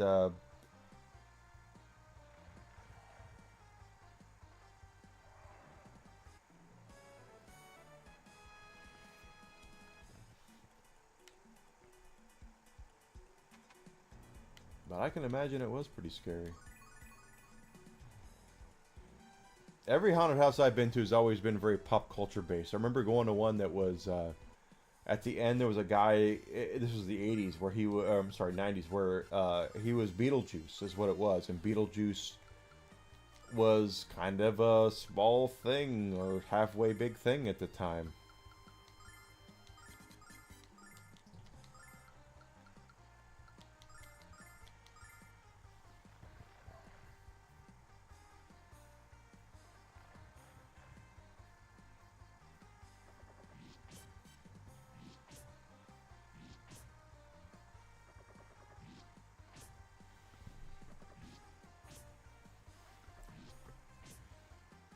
Alex with the MVP there.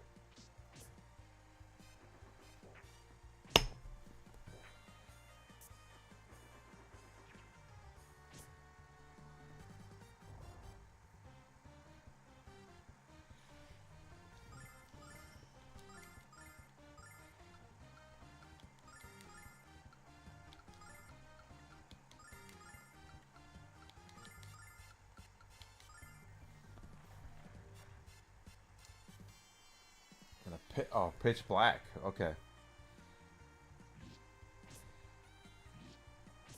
I remember, God, I was in Kennywood, in outside of Pittsburgh, and they had this haunted house that was like this this ship that was. I mean, it was this really cool looking haunted house.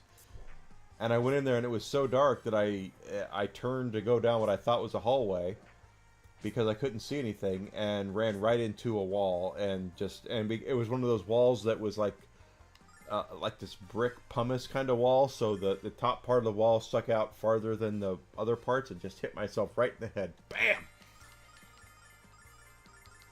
And the people I went with were not my parents, so they were like, "Oh my God, what's wrong?" And I was like, "Oh, this octopus stuck its arm out, and I got hit." But in reality, no one wants to say I ran into a wall, and that's what I did.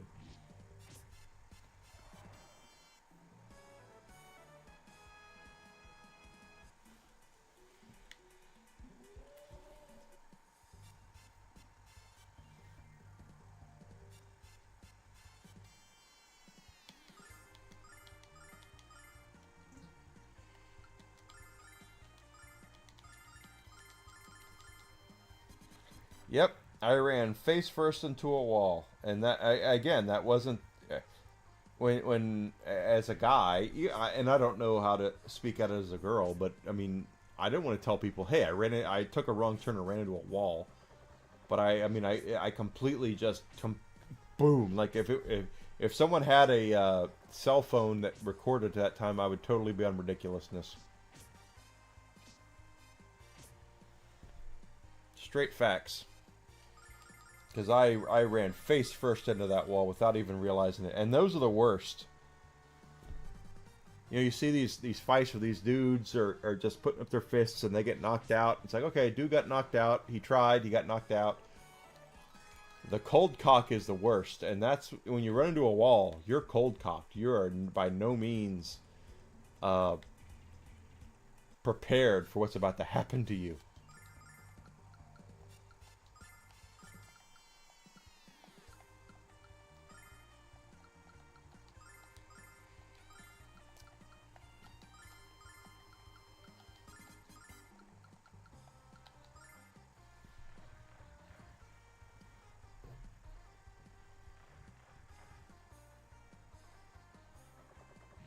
Oh, that's awesome.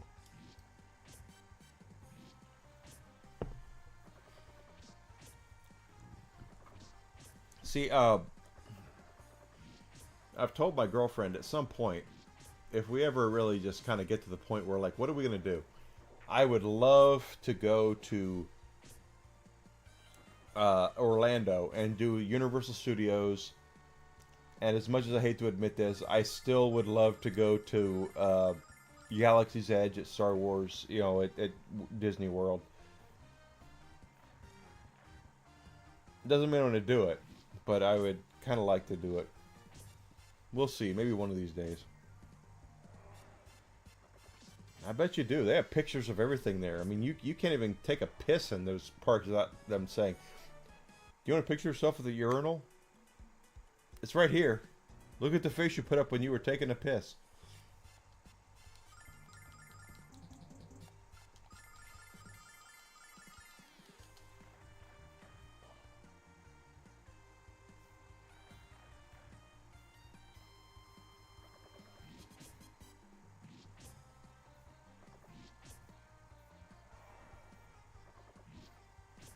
All the guys are laughing right now like, yeah, that's about right, actually.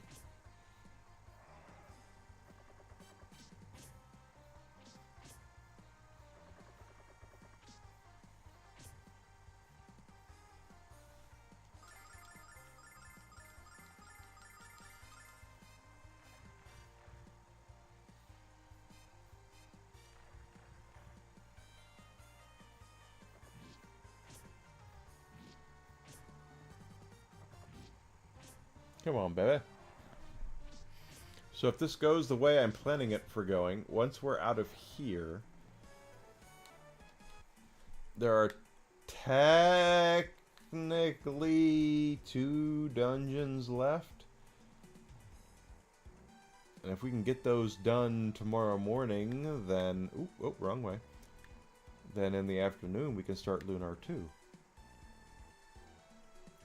Which, to be fair, I'm much more excited about playing. Because, again, I have not played Lunar 2 in a long-ass time. A long-ass time. Get that guy.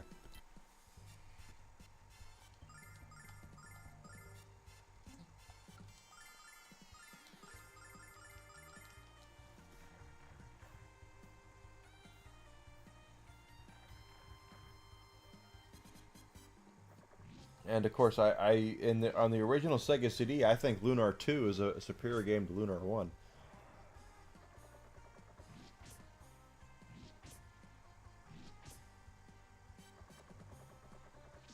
Oh, that's awesome. Dude. You should totally, if you haven't done it already, take pics and put it on Twitter or whatever. That's awesome.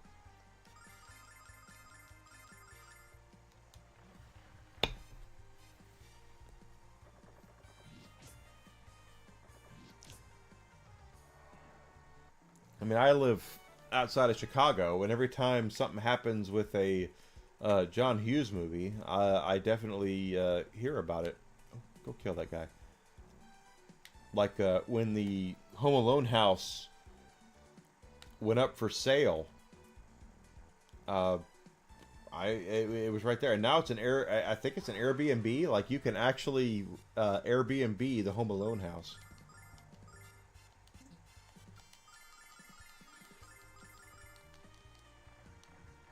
You can just walk into it right now? I mean, is it like a museum, or does someone own it? No one lives there, I'm guessing, if you can just walk into it right now.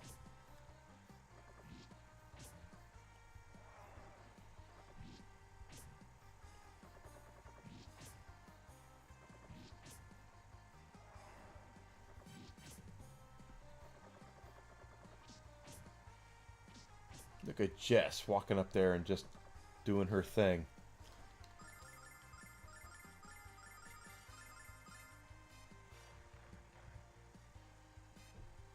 Well, no shit. People take. I'm sorry. I mean, if you're, okay. This is my bitch about that.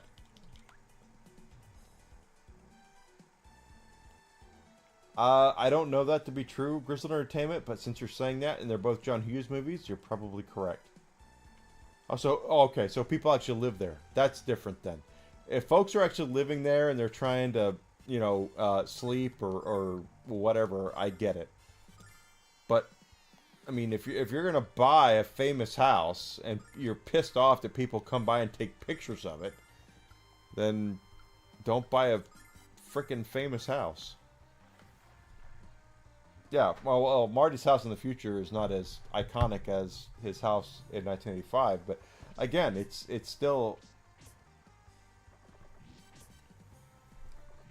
I would buy a property like that, and then I would do exactly what the folks who did the Home Alone house did, and make it an Airbnb. I would buy it, and then I would live somewhere else and just say, "You guys want to stay in the Home Alone house? Here it is."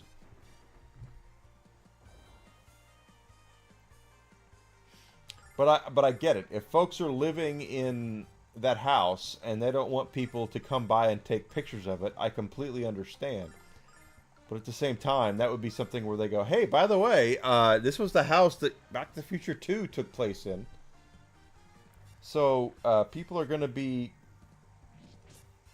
It's the same thing as I had an apartment before I moved in with my girlfriend. I had an apartment, and my apartment was a half-mile away from a hospital. And you go, "Well, that's good. You're half a mile away from a hospital, right? So if anything happens, there's a hospital right there." Yeah. Well, what happens in hospitals? Ambulances go there. So I had night after night after night after night after night after night after night of ambulances and their sirens going. And I'm not like bitching because it saved people's lives, I'm sure, but it's like, oh my God, I didn't realize that's how it would be.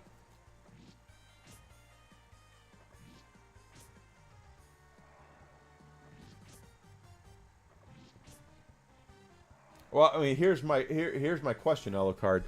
Are they taking pictures from the street? Or are they walking into the yard and taking pictures? Because the last time I checked, the street is public property. If they take pictures from the street, it's fine. If they're walking up into the yard and taking pictures and disrupting the family's day, that I get. There's a difference between taking pictures from the street and taking pictures from, hey, I love this movie. Can I take pictures from here, there, and the other? That part I get.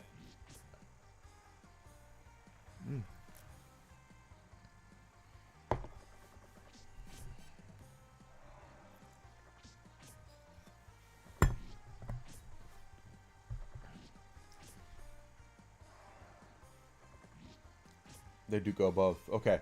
Well, if people are just driving up and taking pictures from the street in Astoria, Oregon, if that's where it is, piss on them. You knew what you were getting into when you bought the frickin' house. If folks are coming up and knocking on their door and saying, "Hey, I'm going to go into your backyard. Can I go into your backyard and take pictures?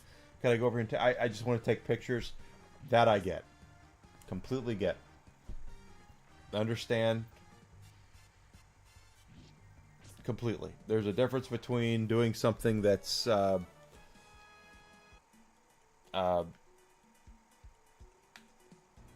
public property and then you're encroaching on the people who actually live there.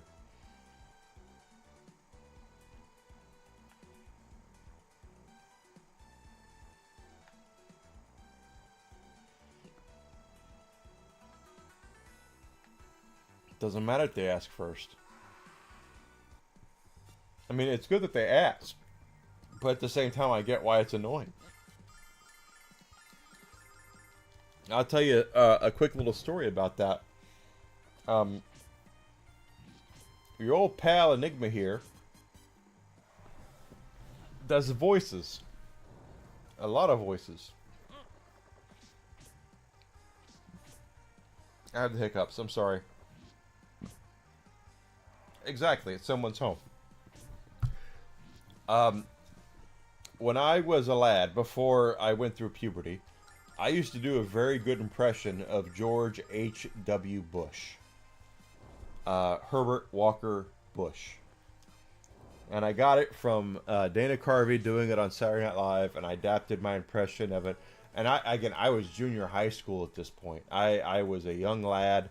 I had no idea about anything. But I could do an impression of George H.W. Bush. And it was so good that my parents decided to record a answering machine message of me doing that impression. Which is what, for those young people out there who are wondering, what does he mean by that? A voicemail message is what it was. Like when you call the phone and yeah. My friends call me W. But I was really good at doing that impression. And it was so good my parents had me record a message on their answering machine, which was, "Hello there. This is George Herbert Walker Bush, President of the United States. They're not here right now to answer your phone call, but if you leave a message, they'll be sure to get back to you as soon as possible." You know, that kind of thing. And people would call just to hear the frickin' message. So, what the hell? We're doing fireballs? I thought we were doing ethereal stuff. But people would call our house and they would say, no, don't answer. We want to hear the answering machine. And that got annoying. It got annoying for my parents where they were like, the answering machine is so good, we have to, we can't do this anymore. So we had to take it off, but that being said, freaking hilarious, quite honestly.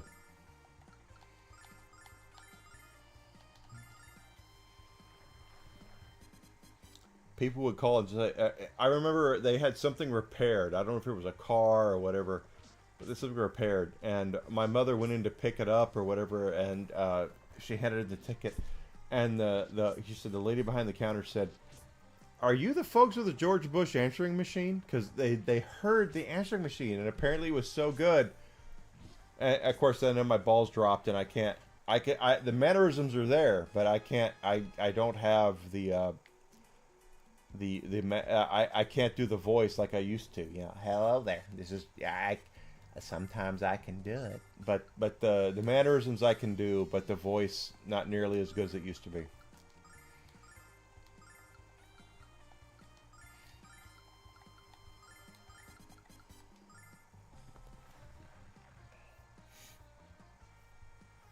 And it's so funny. I told my girlfriend this. The only reason I know about that is because of Saturday night's main event. My brother and I are big wrestling fans.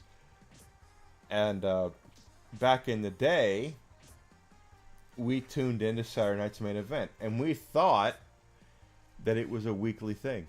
Yeah, it is true. Well, he's the Turtle Man. Yes, Master of Disguise. We tuned in thinking that every week we could tune into NBC at 10:30 p.m. on Saturday night, and there would be wrestling, right? We wanted to see, because for those who don't really know, wrestling back in the 80s was quite a bit different than it is now. You turn into Monday Night Raw, you turn to whatever, and named wrestlers fight named wrestlers. Back in the 80s, you would watch like Superstars of Wrestling or Wrestling Challenge or whatever it was, and you watch like, here comes the Honky Tonk Man. He's wrestling Joe Smith, like this completely random name, and of course Honky Tonk Man beat the hell out of him and hit him with his finisher, and that was it. And that was the whole point of the show, was for you to say, oh, Honky Tonk Man is awesome. I need to watch him. Yeah, WWF, Turtle Club Turtle. So my brother and I thought, oh my God, if we tune in to NBC at 10:30 every night, we'll get to watch actual guys. We'll watch Brutus Beefcake wrestle Honky Tonk Man or whatever it was. What we didn't know was it was a special event. So the next week we tuned in, and here I am watching Dana Carvey doing an impression of George H.W. Bush, George W. Bush's dad, who passed away not long ago. And I was captivated. Like, I was like, oh my God, this is so good. This is wow. Yeah, the Bushwhackers, exactly. But it was so good. And I was like captivated by the whole thing.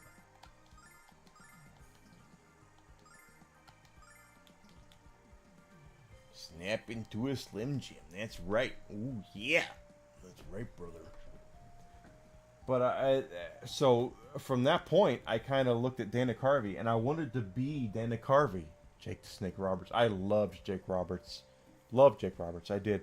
My first wrestling event I went to, I got a poster of Brutus Beefcake to hang on my wall, and to this day, I lament not getting the first live event I went to get a Jake Roberts poster, because I wanted the Jake Roberts poster, but I went Brutus Beefcake because he was the barber. But anyway, guys, we've gotten to I need to go to bed because I have to get up tomorrow and stream. Ultimate Warrior, who's no longer with us. King Kong Bundy, who's no longer with us. Explain to me in a world where Jake Roberts, who did every drug and alcohol under the sun, is still with us, and Ultimate Warrior's gone, and King Kong Bundy is gone. But that's what happens. I'll be back tomorrow morning, 9 a.m. Central Standard Time, assuming I get up by that point. American Dream, Death to Rhodes. That's right, baby. Death to Rhodes. Yeah. My son, Coda, won the championship last year, and he defended it for a full year until John Cena hit him in the head with the belt. I don't like that, baby. I don't like that. That's correct. Big Boss Man from Cobb County, Georgia. No longer with us, Big Bubba Rogers, Ray Traylor, I think was his name. Sergeant Slaughter's still with us. Yeah, you guys take care. I'll be back tomorrow morning, 9 a.m. Central Standard Time, Chicago time. And we're going to pick up right here. We're going to play more Lunar. We'll probably complete it tomorrow morning. Maybe not. Take that K off of that Ric Flair. It's RIC Flare, baby. That's right. You take that K off that flare. That's not correct. It's RIC, Rick Flair. And but we'll complete Lunar 1 tomorrow for almost certain, and then we'll pick up on Lunar 2. Warrior probably died from steroids. I wouldn't be surprised. Someone needs to look at Ultimate Warrior and explain to me how he never did steroids, because it's not possible. It's by no means possible at all. And how is Nash a higher level than Mia and Jessica when Nash actually left the party? That's right, baby. Rick RFE, Rick Flair. That's right, baby. But, yeah, 9 a.m. tomorrow, Central Standard Time. I'll be back. If you've not done so yet, Slick Rick. Limousine riding, jet flying. Limousine riding, son of a gun. We're going to pick up right... if you haven't done so yet, please follow me on Twitch and Twitter at Evil Enigma. I'm also on YouTube at Evil Enigma. I'm doing my absolute best to be monetized on YouTube by the end of the year. He died of heart failure, didn't he? Yeah, heart problems. Probably due to steroids. So if you could do anything to help me get there, I would. Sting is still alive. Tomato Face Sting. I just saw him the other day. It's like, oh my god, Tomato Face. NWO Sting. No, Wolfpack Sting. If you can do anything to help me reach my goal, I would greatly appreciate that. I really, really, really honestly would. So, I want to be monetized on YouTube by the end of the year. This next weekend, I planned on trying to find out. I mean, my friend Tom B has been telling me I need to get on to Rumble and do things on Rumble. So that's my next thing to do, is to get on the Meld and do Rumble. So, but for the next 4 days, I'm going to be streaming. So whatever you guys can do to help me with that, I would greatly appreciate it. Until then, guys, I will see you tomorrow. I hope you guys will, brother Hulk Hogan, brother. He's doing a freestyle wrestling league now, which is weird. I'll see you guys tomorrow morning, 9 a.m. Central Standard Time. Please take care of yourselves, take care of others, and I'll see you then. Good night, guys. Thank you, Alucard. Thank you, Result Entertainment, for being here. You guys are awesome. Hope to see you tomorrow. Thank you so much.